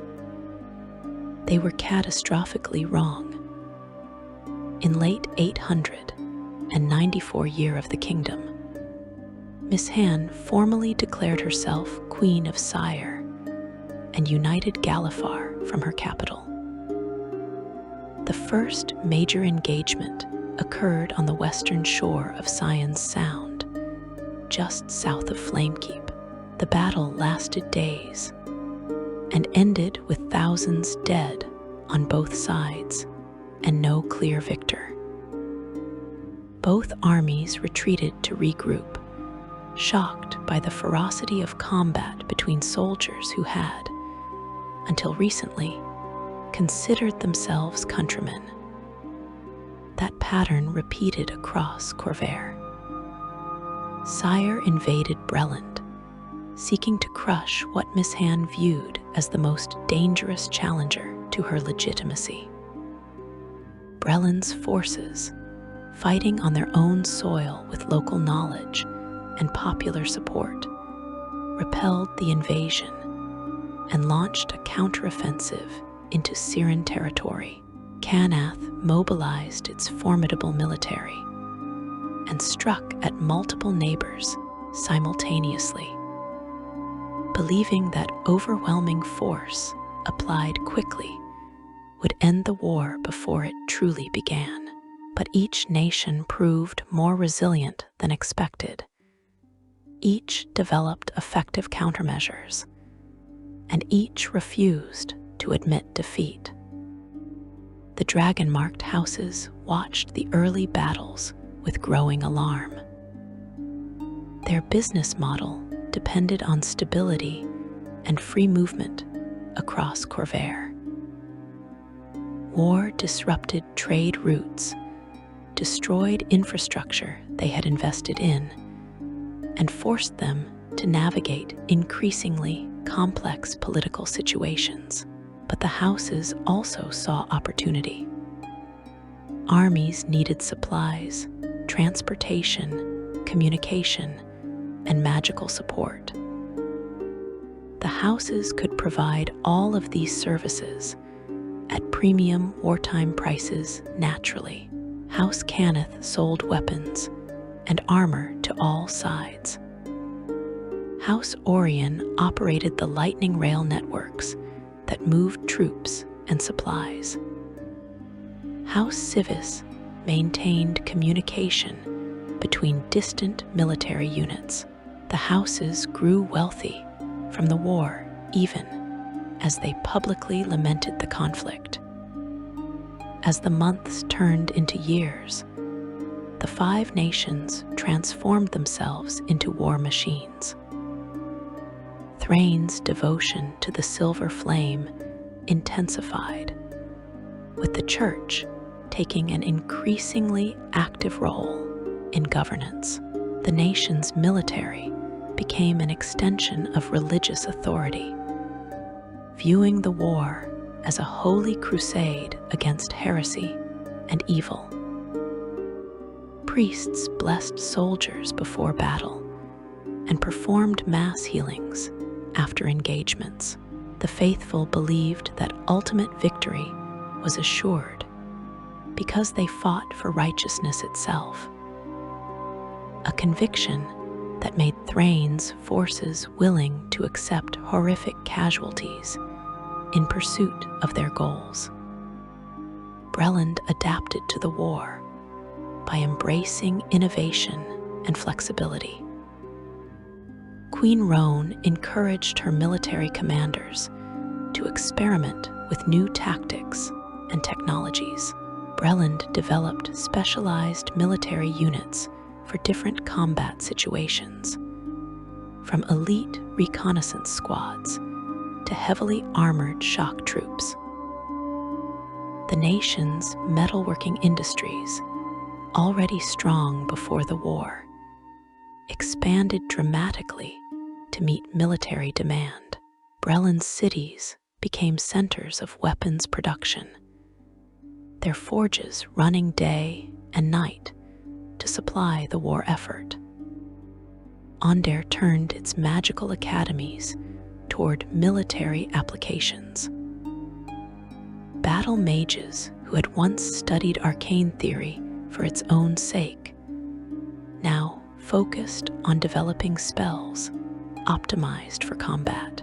The nation pioneered the use of magical artillery, devastating spells that could destroy fortifications or decimate enemy formations from beyond conventional weapon range.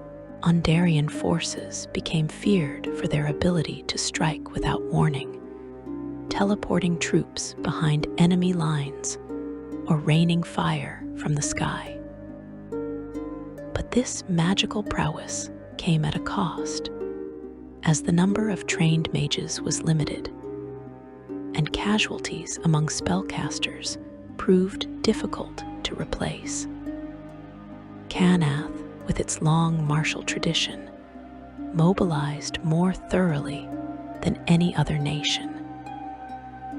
King Caius instituted mandatory military service, drafting able-bodied citizens into the army regardless of social class or occupation.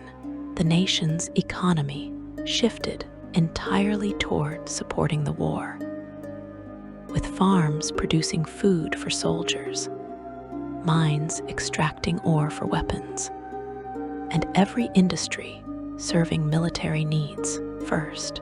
Canath's soldiers were disciplined, well-equipped, and utterly committed to victory. But the strain of total war began to show as civilian populations struggled with shortages and hardship. Sire, despite Queen Misthand's legitimate claim to the throne, found itself fighting on multiple fronts against opponents who were supposed to be her subjects. The nation that had been the cultural heart of Galifar, known for its art and sophistication, became a desperate defender trying to preserve what remained of the Old Kingdom. Sire's armies fought with skill and determination, but they were slowly losing ground, their territory gradually shrinking as enemies pressed in from all sides. The war ground on through years that turned into decades. Battles became bloodier as each side developed more effective weapons and tactics.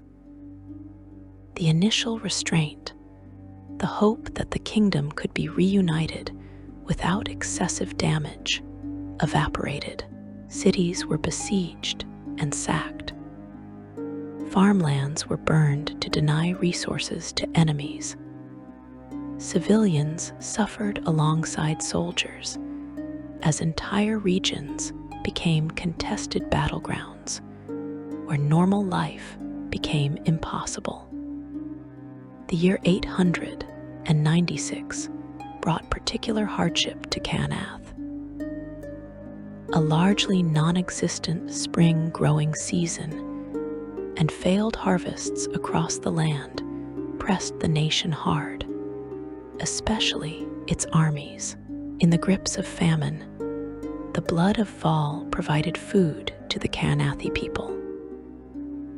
This assistance would cement the relationship between Canath and the blood of Val, a faith that viewed undeath not as evil, but as a tool for preserving consciousness beyond the body's natural limits.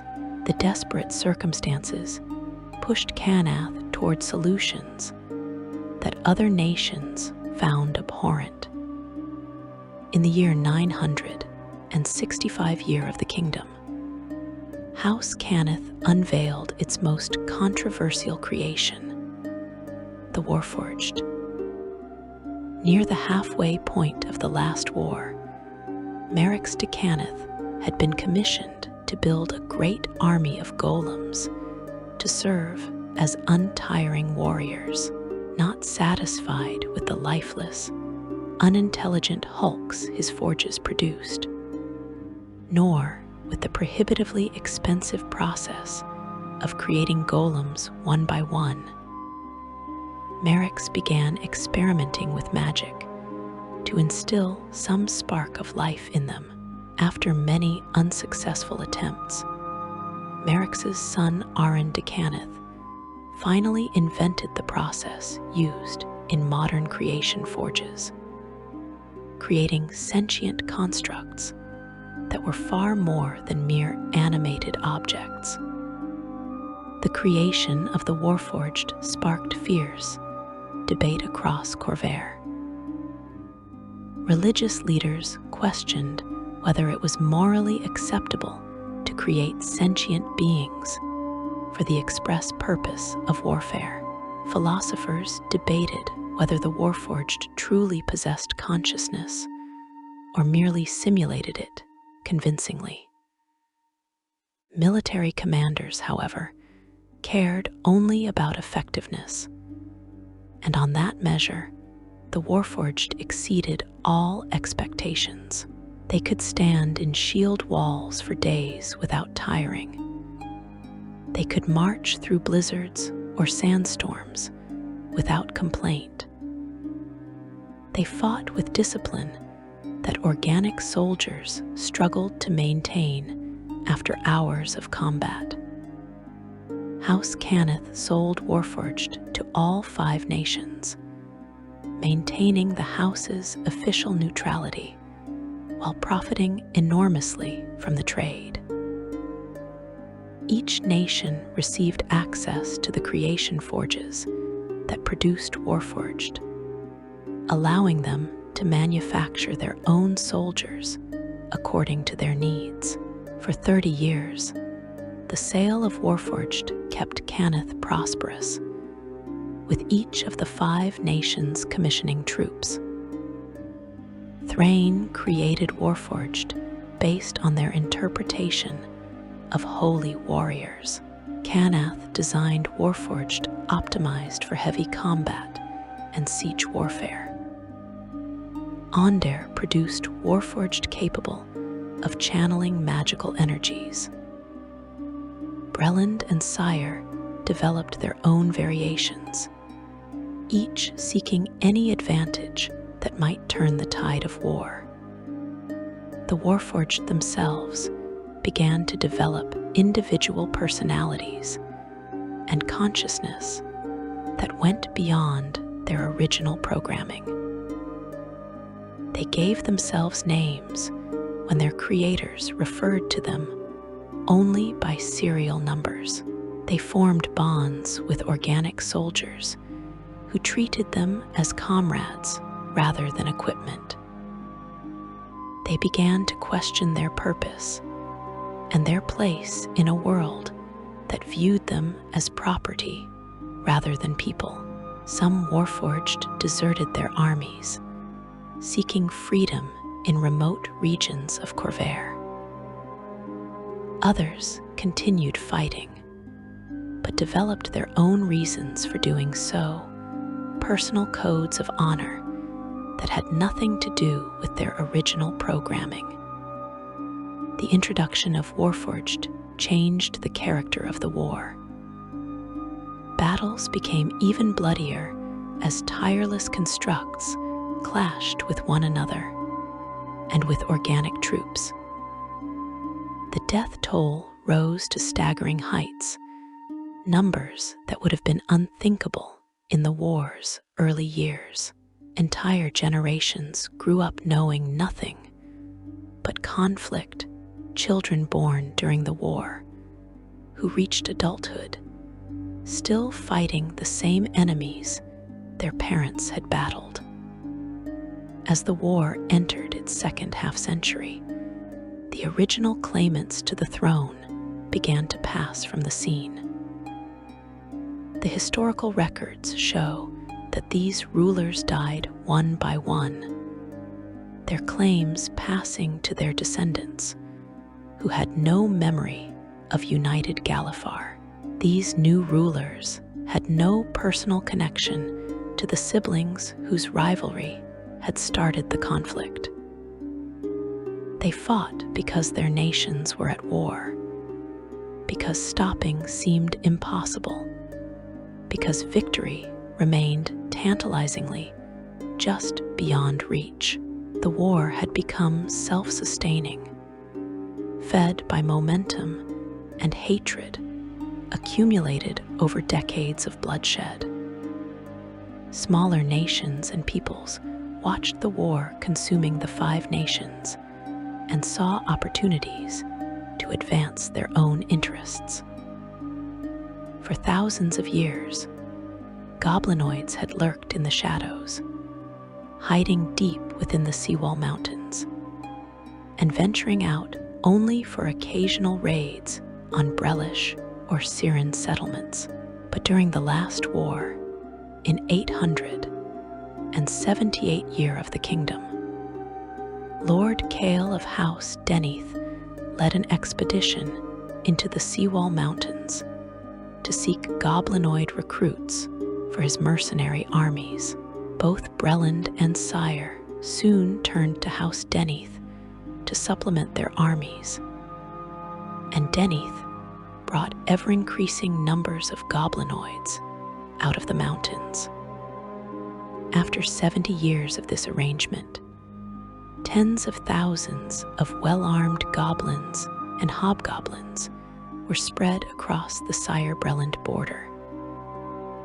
With the rise to prominence of the ambitious young hobgoblin Haruk, all the conditions for the creation of a new nation were in place. In 969 year of the kingdom, the hobgoblins turned on the people they were supposed to be defending. Hundreds of humans were slain, while others fled into neighboring lands or were captured as slaves. Haruk laid claim to the area, naming it Dargun and claiming the title of Lesh Haruk Sharatkar, the High Warlord Haruk of the Scarlet Blade. The five nations, preoccupied with fighting each other, could not spare the resources to challenge this new goblinoid nation. In the western mountains, monstrous races that had lived as outcasts and raiders began to organize under mysterious leadership. The daughters of Sorakel, three powerful hags, spent years preparing for the establishment of a nation where creatures feared and shunned by common races could find haven. In 987 year of the kingdom, the daughters summoned the region's most powerful leaders to the ruins now known as the Great Crag. There, Sorakatra presented the blueprint for the new nation, appointing warlords and specifying their responsibilities and regions. This nation of monsters, called Droam, controlled territory that had nominally belonged to Breland. But like Dargun, it emerged in a power vacuum created by the war.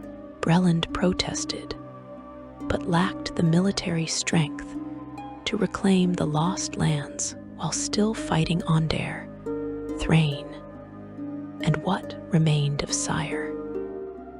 The war reached its terrible climax on the 20th day of Olarun in the year 994 year of the kingdom. On that day, something happened in Sire that defied all understanding and forever changed Corvair. The nation simply ceased to exist in any recognizable form. In an instant, a catastrophic magical event engulfed the entire country, transforming it into a twisted wasteland where reality itself no longer functioned according to normal laws.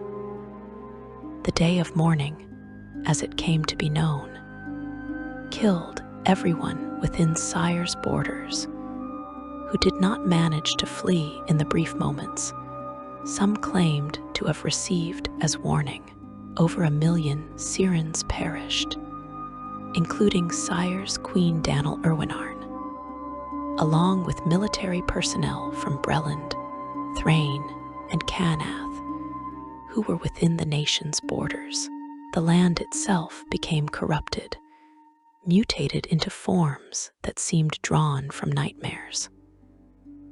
What had been Sire became the Mournland, a dead gray waste where the sun never seemed to shine properly, where bizarre creatures wandered through ruins, where magic behaved unpredictably or failed entirely.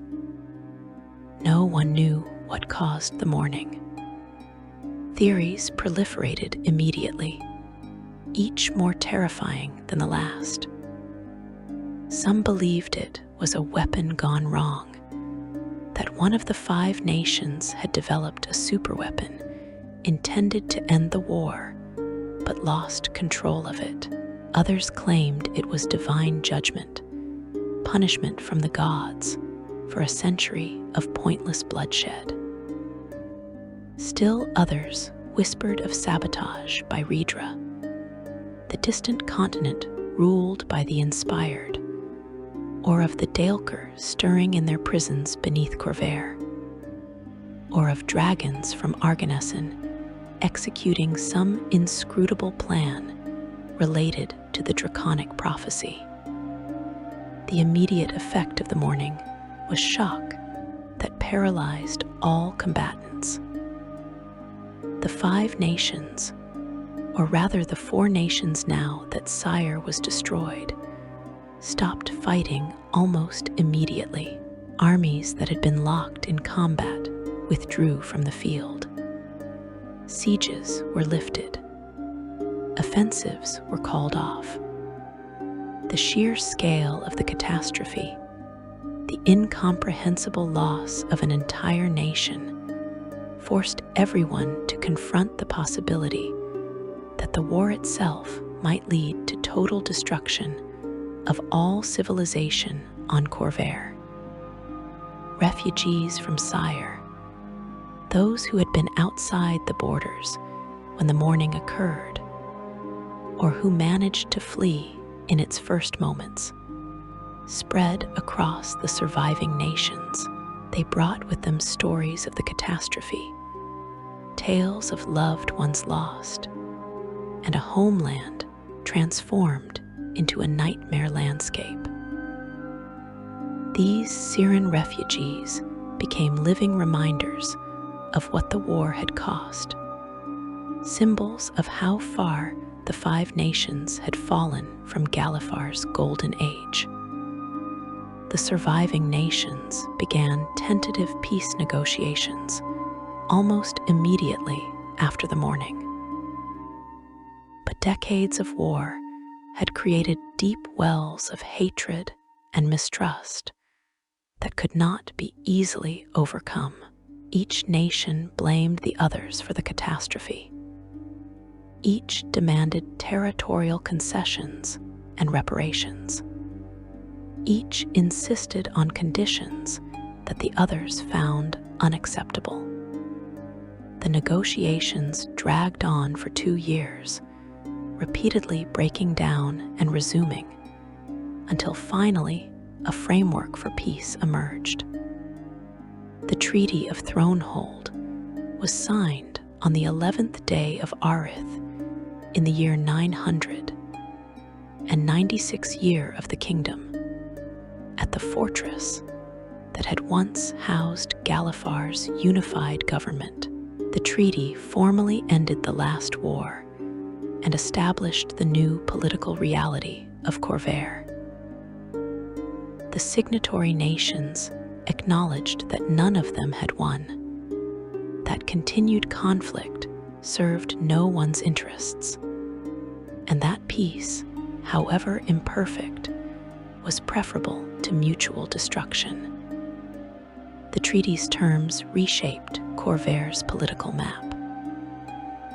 The 4 surviving major nations, Thrain, Breland, Onder, and Canath, were recognized as independent kingdoms, with borders roughly corresponding to their territorial holdings at the war's end. The treaty recognized 12 nations in total: Onder, Breland, Canath, and Thrain, along with the new nations of Dargun, the Eldin Reaches, the Lazar Principalities, the Emror Holds, Cubera, the Talenta Plains, Vaelnar, and Zalargo. The treaty determined national boundaries, reparations for the war, and established the Tribunal of Thronehold to prosecute war crimes during the last war. Perhaps most significantly for the future, the Treaty of Thronehold addressed the status of the Warforged. After extensive debate, the treaty declared that all Warforged were free beings, with rights equal to those of organic races. House Canath and Thrain argued ardently that Warforged were not living beings and should remain property, but other voices prevailed. According to some accounts, it was the influence of a Warforged named Bulwark that led King Borinal of Breland to speak so adamantly for Warforged rights. And Breland declared it would not sign the treaty if it did not recognize Warforged sentience. The creation forges that produced Warforged were to be destroyed, with House Canath forbidden from manufacturing new sentient constructs. This provision satisfied those who found the creation of living beings for warfare morally repugnant, but it left the existing Warforged population facing an uncertain future in a world that had viewed them as property just days earlier. The treaty also attempted to regulate the dragon-marked houses, whose power had grown dramatically during the war.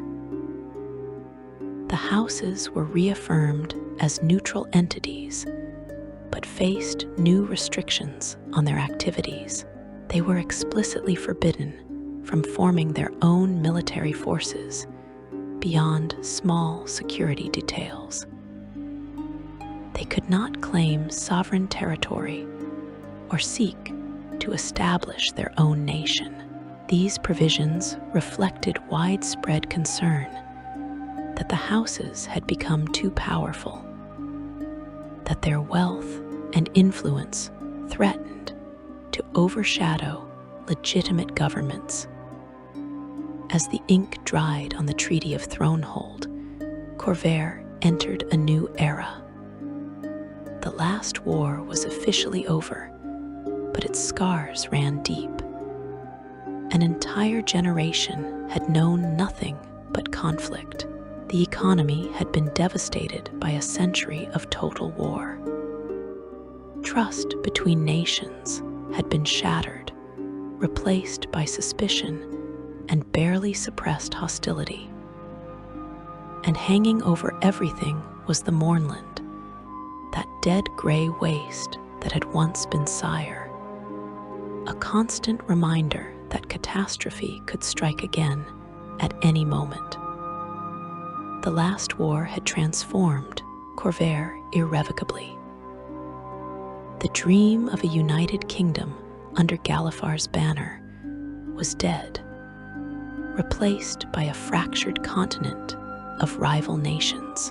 The Warforged existed as a new race seeking their place in a world that had created them as tools. The dragon-marked houses stood as powers unto themselves, constrained by treaty, but still wielding enormous influence. And deep beneath the surface, in places like Kyber's depths and the Mournland's heart, forces stirred that suggested the peace would be fragile at best. Section 5. The current age dragon marks dark powers and uncertain futures. The peace that followed the Treaty of Thronehold was not the peace of resolution, but the peace of exhaustion. The nations of Corvair had fought themselves to a standstill, achieving nothing but devastation and the creation of a haunted wasteland where Sire once stood. But within this scarred landscape, powers both ancient and new positioned themselves for whatever would come next. You now stand at the threshold of understanding these forces, the dragon-marked houses that shape commerce and industry, the faiths that guide billions of souls, and the dark powers that work in shadow toward goals mortals can barely comprehend. The dragon-marked houses emerged from the last war as perhaps its greatest beneficiaries. While nations crumbled and millions died, the houses had prospered, their services essential to the war effort, and their neutrality allowing them to trade with all sides simultaneously. But you must understand that the houses are far more than mere businesses. They are dynasties stretching back thousands of years, organizations bound together by blood and by the mystical marks that appear on their members' skin. Each house carries secrets, internal conflicts, and ambitions that extend far beyond simple profit. House Cannith, bearing the mark of making, stands among the most powerful and controversial of the dragon-marked houses. The mark grants its bearers supernatural ability to craft and create, to repair damaged items with a touch, to imbue objects with temporary magical properties. House Cannith transformed these abilities into an empire of artifice and innovation. They created the Warforged, those sentient constructs who fought and died in the last war. They developed the creation forges that could manufacture magical items on an industrial scale. They pioneered techniques of artifice that pushed the boundaries of what magic and craft could accomplish together. But the Treaty of Thronehold struck House Cannith a devastating blow. The provision destroying the creation, forges, and forbidding the manufacture of new Warforged eliminated one of the house's most profitable enterprises. Worse, the house's leadership was in Sire when the mourning occurred. The house's matriarch, Sterin Dhakaani, died in that catastrophe, along with much of the house's senior leadership. The resulting power vacuum fractured the house into competing factions, each led by a different heir claiming the right to lead. House Cannith South operates from Sharn in Breland, led by Merrix Dhakaani, who focuses on devotion to the craft more than politics. House Cannith West, based in Ondare, follows Jorlana Dhakaani, House Cannith East, operating from Canath, is led by Sorlin de Cannith. All three factions nominally remain part of the same organization, but they pursue increasingly divergent agendas, working together for the greater good of the house, while also working against each other in subtle and often incomprehensible ways. The split has not yet reached the level of disagreement that broke apart House Firelin into Firelin and Thurani. But the tensions suggest that only death or disaster will change the balance of power. House Orion, carrying the Mark of Passage, controls overland transportation across Corvair. The Mark grants abilities related to movement and travel, from enhanced speed to short-range teleportation. House Orion built the Lightning Rail network that connects major cities across the continent. Those elemental-powered trains that travel at speeds conventional vehicles cannot match. They operate courier services, shipping companies, and manage the trade roads that commerce depends upon. During the last war, House Orion's services were essential for moving troops and supplies, and the house profited enormously from military contracts with all sides. The house maintains its headquarters in Passage, a city in Ondair that serves as the hub for their transportation network.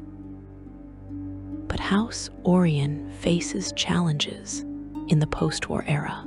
Damaged rail lines need repair, but resources are scarce, and national governments sometimes obstruct construction that crosses borders. Bandits and monsters prey on trade caravans with increasing boldness as military patrols diminish. Whispers persist of aberrant dragon marks appearing in some Orion bloodlines, twisted powers that the house desperately tries to conceal from public knowledge. House Lyrandar bears the mark of storm, granting power over wind and weather.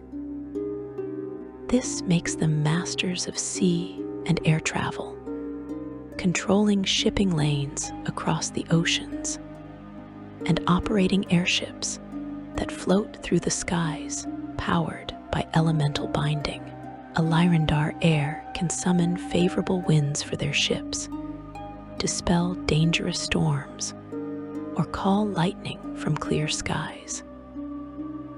The house operates from Stormhome, an island city off Ondair's coast, and their influence extends wherever weather matters and ships sail.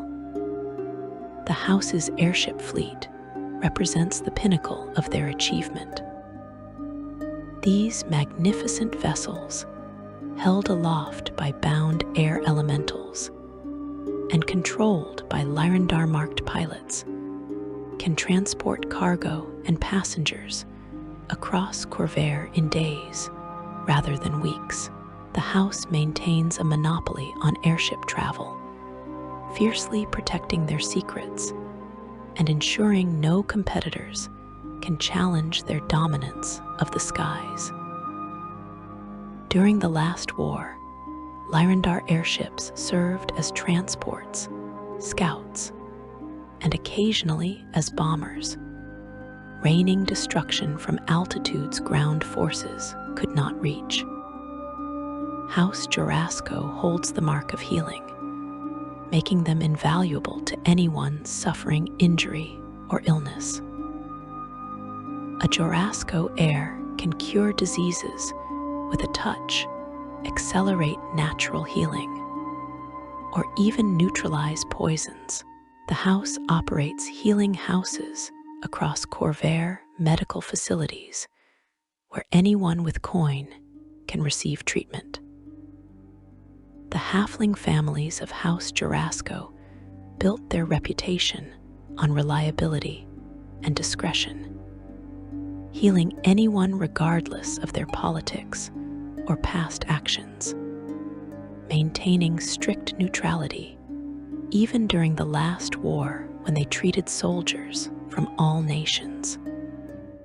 But this neutrality came with moral complexity.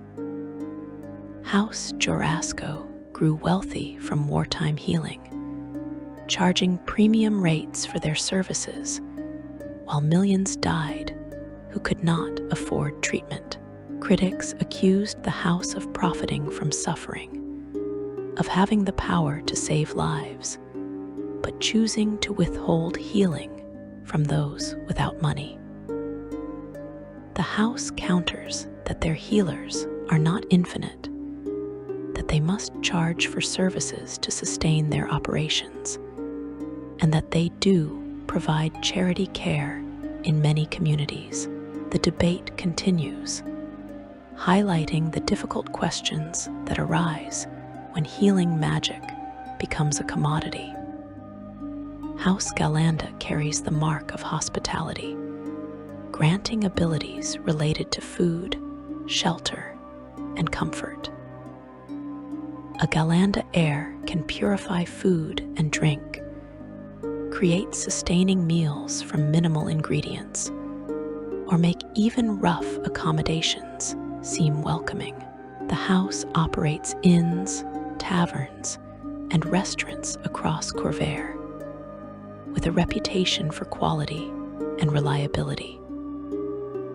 Their establishments served as neutral meeting grounds during the war, places where even enemies could gather under the house's protection without fear of violence. The halflings of House Galanda pride themselves on their ability to make anyone feel welcome, to create spaces where the cares of the world can be temporarily forgotten. Their services extend beyond simple food and lodging to include entertainment, information brokerage, and sometimes discreet facilitation of deals between parties who cannot meet openly. The house's neutrality and ubiquitous presence make them valuable to anyone needing to move through Corvair safely or conduct business away from prying eyes. House Civis bears the mark of scribing, controlling communication and record-keeping across the continent. The mark grants powers related to writing, translation, and message transmission. A Civis heir can send messages instantly across vast distances, speak and understand any language, or detect forgeries and alterations in documents. The gnomes of House Civis operate message stations in every major city, maintaining a communication network that governments and businesses depend upon. The house's power lies not just in facilitating communication, but in their reputation for absolute confidentiality. A message sent through House Civis arrives exactly as transmitted, with no tampering or interception. The house guarantees this security completely, and any house member caught violating message confidentiality faces immediate expulsion and worse. This trust makes Civis essential for diplomatic communications, business negotiations, and personal correspondence that requires privacy. But it also means the house possesses knowledge that could shake kingdoms, secrets entrusted to them that they are sworn never to reveal. House Tharash carries the mark of finding, granting supernatural ability to locate objects, people, and resources. A Tharashk air can track someone across hundreds of miles, sense the presence of dragon shards underground, or locate specific items among thousands of similar objects. The house, unusual in that it includes half-orcs and humans alongside orcs, originates from the Shadow Marches and specializes in prospecting, tracking, and bounty hunting. House Tharashk's services became particularly valuable after the war. They help locate missing persons, find war criminals, prospect for dragon shard deposits, and track down stolen property. The house also operates inquisitive agencies, detectives who investigate crimes and solve mysteries for paying clients. Their reputation for finding what others cannot makes them invaluable, but also makes them dangerous to those with secrets to hide. The house walks a fine line between being helpful problem solvers and being seen as intrusive threats to privacy. House Firelin and House Thureni both carry the mark of shadow, granting powers related to illusion, stealth, and deception. Originally a single house, they split in 972 year of the kingdom in a violent schism that left deep scars on both organizations.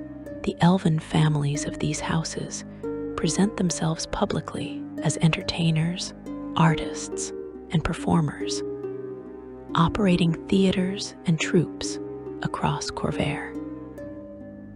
But this public face conceals their true business: espionage, assassination, and intelligence gathering.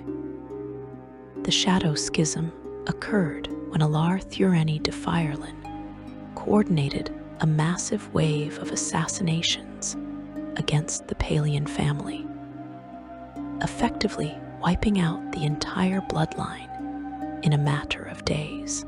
This represented a split between the western and eastern branches of the house, as House Thureni took the house's business in Canath and the Lazar principalities with them.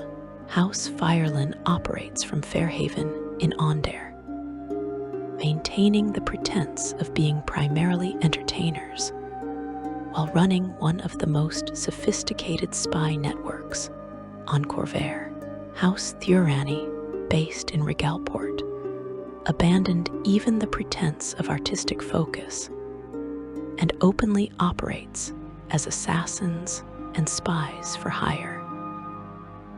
The rivalry between the two houses remains intense, occasionally erupting into shadow wars, where agents from both sides eliminate each other while maintaining plausible deniability. House Deneth bears the mark of Sentinel, granting enhanced combat abilities and defensive powers. A Deneth heir makes a formidable warrior, able to sense danger, deflect attacks, and protect those under their care. The humans of House Deneth transformed these abilities into the largest mercenary company and security service on Corvair. They provide bodyguards, soldiers for hire, and security for anyone who can afford their services. The Blademark Mercenary Company, House Deneth's military arm, employed thousands during the last war, fighting for whichever nation paid their contracts.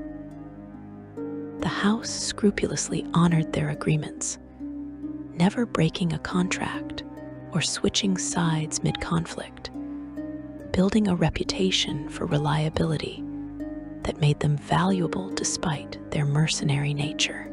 In the post-war era, House Deneth provides security for businesses, nobility, and the dragon-marked houses themselves, essentially operating as a private army constrained only by treaty provisions and their own sense of professional ethics. House Vadalis carries the mark of handling, granting supernatural ability to train and control animals. A Vadali's heir can communicate with beasts, calm aggressive creatures, or enhance animals beyond their natural capabilities. The humans of House Vadalis breed and train animals for various purposes, from riding horses to messenger ravens to war dogs. Their most controversial work involves creating magebred animals, creatures enhanced through magical breeding to possess abilities far beyond normal members of their species. The house operates from extensive ranches and breeding facilities, particularly in Eldin reaches, where they maintain strong ties with druid communities. During the last war, House Vadalis provided cavalry mounts, messenger animals, and specialized creatures for military applications. Their work with magebred animals pushes ethical boundaries, creating beings that exist only to serve specific purposes, sometimes suffering from the very enhancements meant to make them valuable. House Medani bears the mark of detection, granting the ability to sense threats, detect magic, and perceive hidden dangers. A Medani heir can spot invisible creatures, sense hostile intent, or identify magical traps before they trigger. The half-elves of House Medani use these abilities to provide security consulting, threat assessment, and magical investigation services. They operate the Warning Guild, which offers protective services to those facing magical threats or supernatural dangers. House Medani positions itself as a complement to House Denith rather than a competitor. Where Denith provides physical security through guards and soldiers, Medani offers threat detection and magical protection. The two houses often work together on high security assignments, combining their complementary abilities. Medani's services became particularly valuable after the mourning, as people sought protection from magical threats they did not understand. House Kundarak holds the mark of warding, granting powers to create magical locks, barriers, and protective wards. A Kundarak heir can seal doors that cannot be picked, create alarm systems that detect intruders, or establish wards that resist magical intrusion. The dwarves of House Kundarak operate banks and secure storage facilities across Corvair, offering protection for valuables that even the most skilled thieves cannot bypass. The house's banking services extend beyond simple storage. They issue letters of credit accepted across the continent, facilitate large financial transactions, and provide loans backed by their vast resources. House Kundarak's vaults beneath the Emror holds are legendary, rumored to contain treasures accumulated over thousands of years.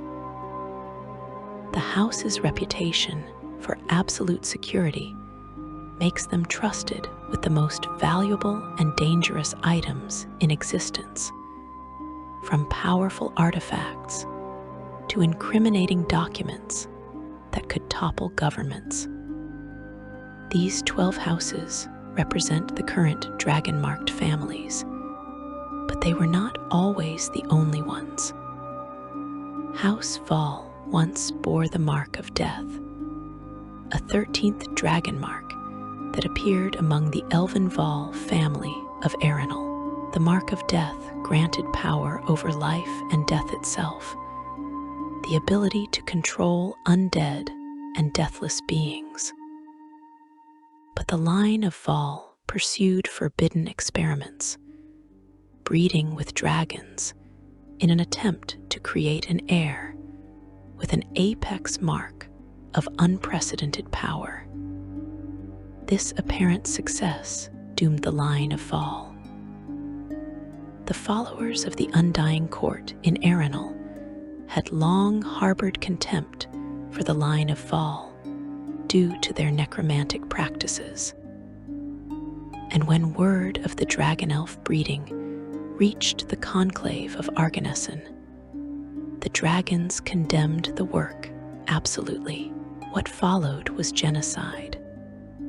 Dragons and elves united to exterminate House Val, destroying the mark of death and everyone who bore it.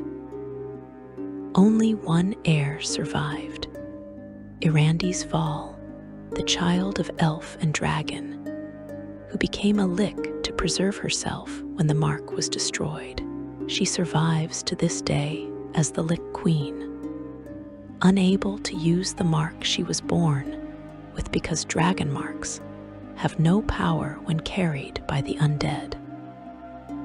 Yet driven by hatred for those who destroyed her house. Beyond the dragon-marked houses, faith shapes Eberron in profound ways.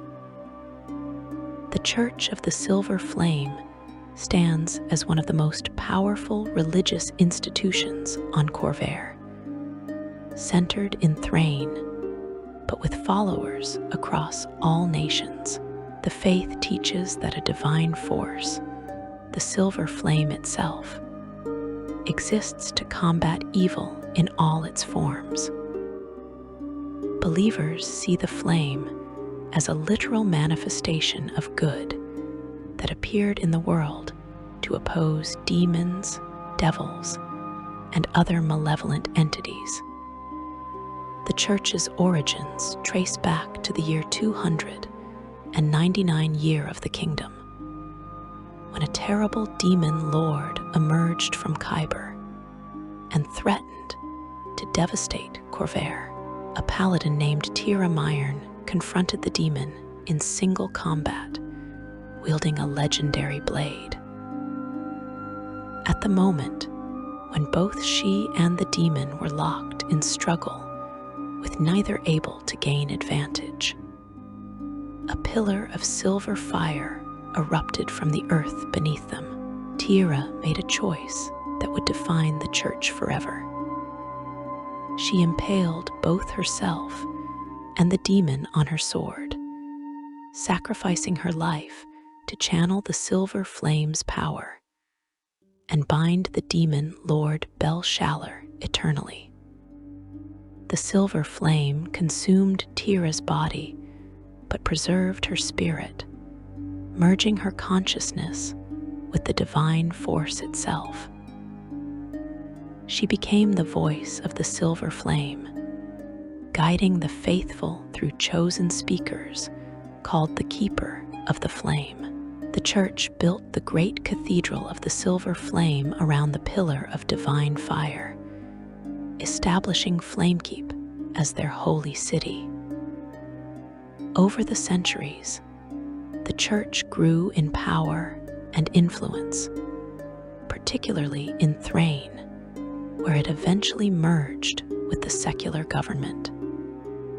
The faithful of the Silver Flame genuinely fight against evil, opposing demons, lycanthropes, and other supernatural threats.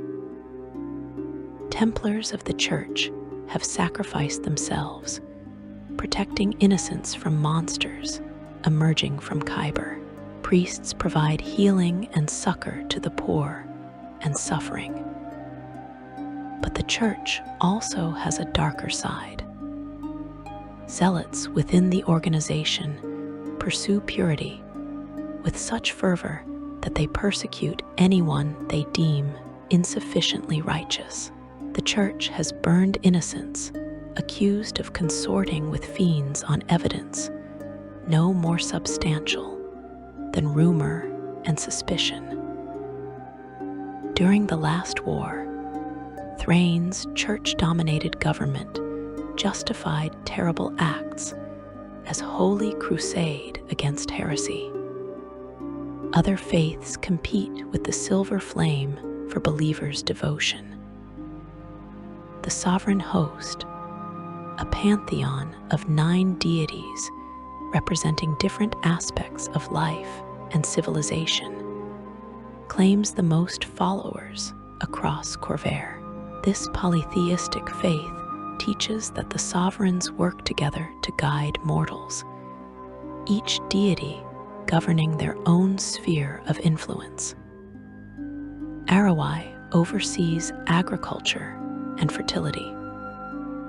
Balinor watches over hunters and beasts. Boldre protects communities and hearths. Dal Ara represents sunlight and honor.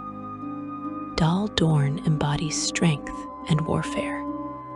Kal Korin governs wealth and commerce.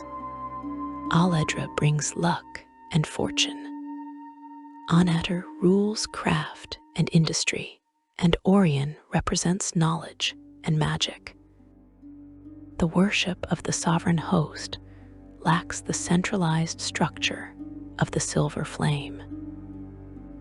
Individual priests and communities develop their own relationships with the sovereigns, emphasizing different deities based on their needs and traditions. Farmers pray primarily to Arawai for good harvests. Warriors honor Dal Dorn before battle. Merchants seek Kal Korin's blessing on their ventures. This flexibility allows the faith to adapt to local customs and needs, making it popular across diverse cultures and regions. Alongside the sovereign host exists worship of the Dark Six, deities cast out from the pantheon for their malevolent natures. The Devourer represents destruction and the sea's fury. The Fury embodies passion and vengeance. The Keeper guards the dead and the passage to the afterlife. The Mockery revels in betrayal and violence. The Shadow represents dark magic and forbidden knowledge, said to be the literal shadow of Orion that gained sentience as the cosmic price for arcane knowledge.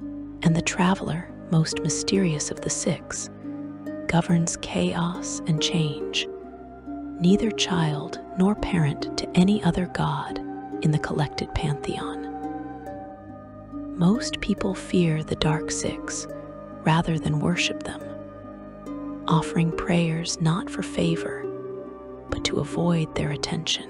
But some embrace these dark deities, seeing in them truth that the sovereigns deny. The Blood of Val presents a different philosophical approach to faith. This religion, strong in Canath and among certain communities, teaches that divinity resides within living beings rather than distant gods.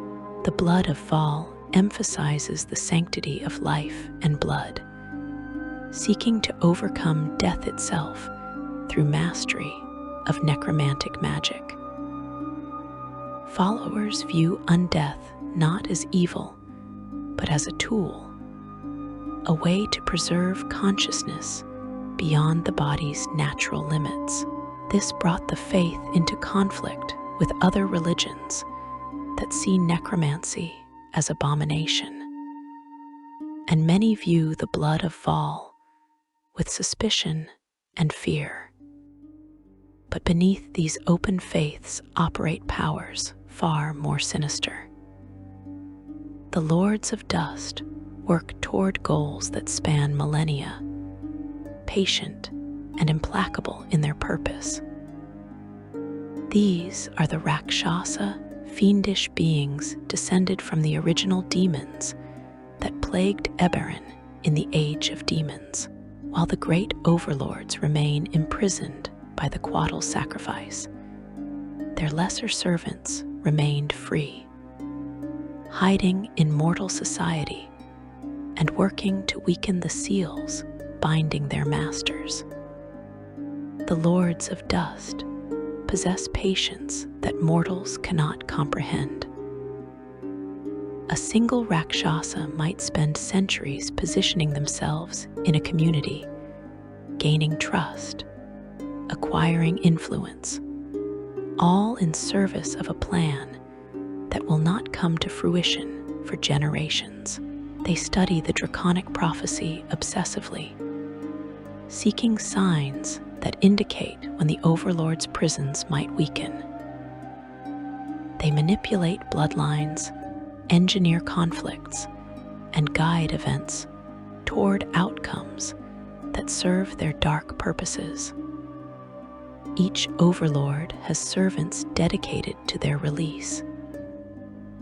Rak Tulkesh, the Rage of War, has Rakshasa working to spread conflict and bloodshed across Corvair, believing that sufficient violence will weaken his bonds.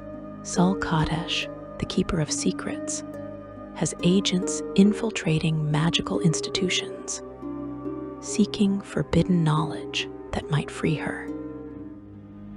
Bel Shaller, the Shadow in the Flame, has servants who corrupted parts of the Church of the Silver Flame itself, hiding within the very organization meant to fight demonic influence. The Lords of Dust rarely act openly, preferring to work through proxies and dupes who never realize they serve fiendish purposes. A merchant convinced to fund an expedition to a specific ruin might be unwittingly helping recover an artifact the Rakshasa need. A noble encouraged to start a regional conflict might be generating the bloodshed necessary for a ritual. A scholar directed towards certain research might be unlocking knowledge that weakens an overlord's prison. The Rakshasa play a long game, and by the time anyone realizes what they were working toward, it is often too late to stop their plans. An equally insidious threat comes from Ridra, the distant continent across the sea. The inspired rule Ridra with absolute authority, maintaining perfect order through a combination of surveillance, thought control, and selective application of psionic power. But the inspired are not what they appear. They are mortal bodies possessed by the quori, beings from the region of dreams who cannot manifest physically on the material plane except through possession. The quori serve Daelkyr, the region of dreams, which was severed from the material plane thousands of years ago to prevent the quori from invading Eberron directly. But the quori found another path. They learned to project their consciousness into mortal bodies during sleep, and in certain prepared vessels, they can maintain permanent possession. These possessed individuals become the inspired, wielding psionic power and commanding the resources of Ridra's totalitarian state.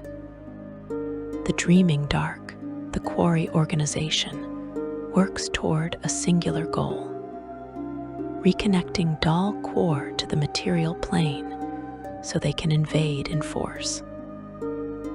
They study the draconic prophecy just as the dragons and Rakshasa do, seeking signs that will reveal when and how the reconnection might be achieved. They infiltrate other nations through subtle means, planting sleeper agents and manipulating events from the shadows. They view Khorvaire with hunger, seeing a continent divided and weakened by war, ripe for conquest once their invasion becomes possible. The inspired maintain their control over Redra through ruthless suppression of dissent. The Kalashtar, mortals who bond with rebel quori spirits opposed to the dreaming dark, face particular persecution.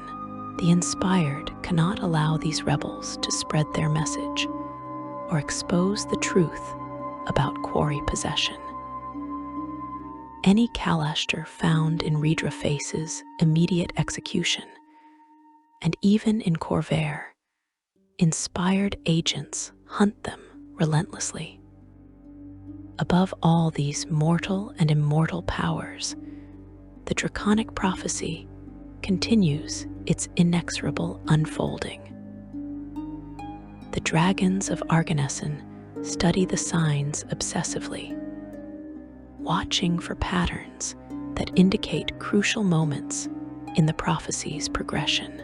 The appearance of a dragon mark on an unexpected individual might signal a turning point. The alignment of certain planes could indicate an opportunity or danger. The birth of a child under specific circumstances might mark them as significant to the prophecy's unfolding.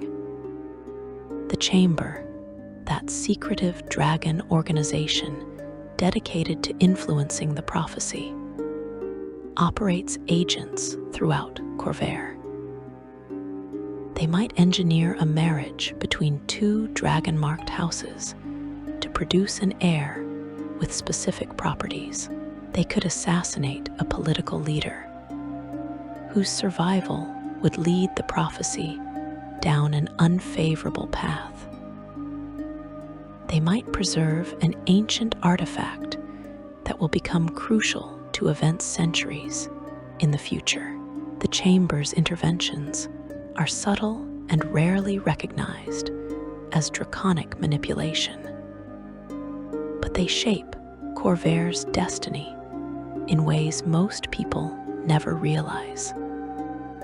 And then there is the Mournland, that dead gray waste that defies all attempts at explanation or understanding.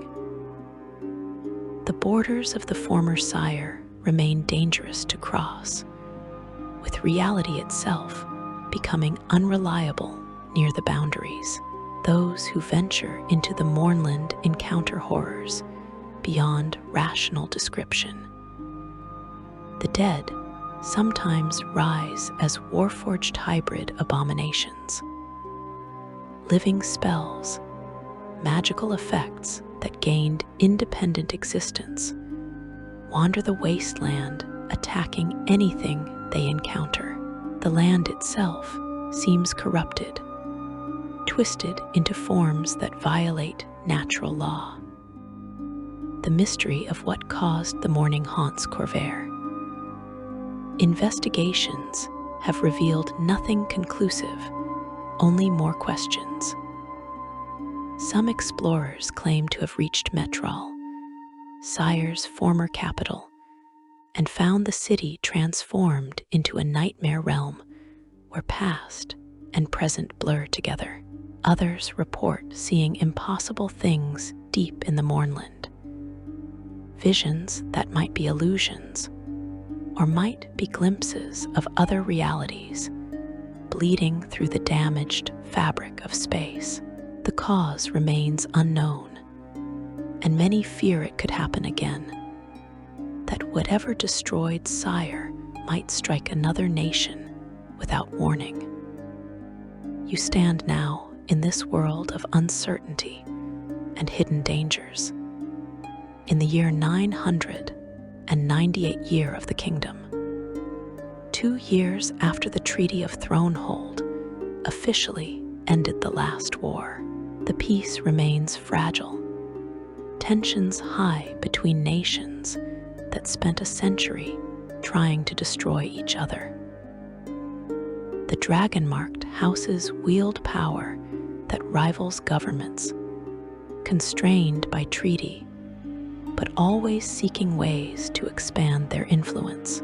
The Lords of Dust work in shadow toward the release of their imprisoned masters. The Dreaming Dark plots invasion from across the sea. Dragons manipulate events according to prophecies mortals cannot fully comprehend, and the Mournland stands as a reminder that catastrophe can strike without warning, that forces exist in Eberron beyond anyone's control or understanding. The future of Corvair remains unwritten. The draconic prophecy shows multiple possible paths, futures that diverge based on choices not yet made and events not yet unfolded. Heroes will rise to face the threats that emerge from shadow and depth. Villains will pursue their dark ambitions, caring nothing for the suffering they cause. Nations will compete and cooperate, forge alliances, and betray them, build and destroy according to the ambitions of their leaders and the will of their people. This is Eberron, a world of magic and intrigue, where ancient powers stir and modern nations struggle to survive in their shadow.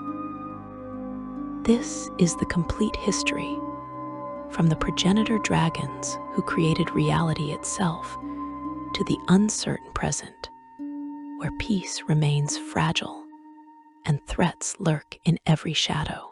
You now understand the forces that shaped this world and the powers that will determine its future.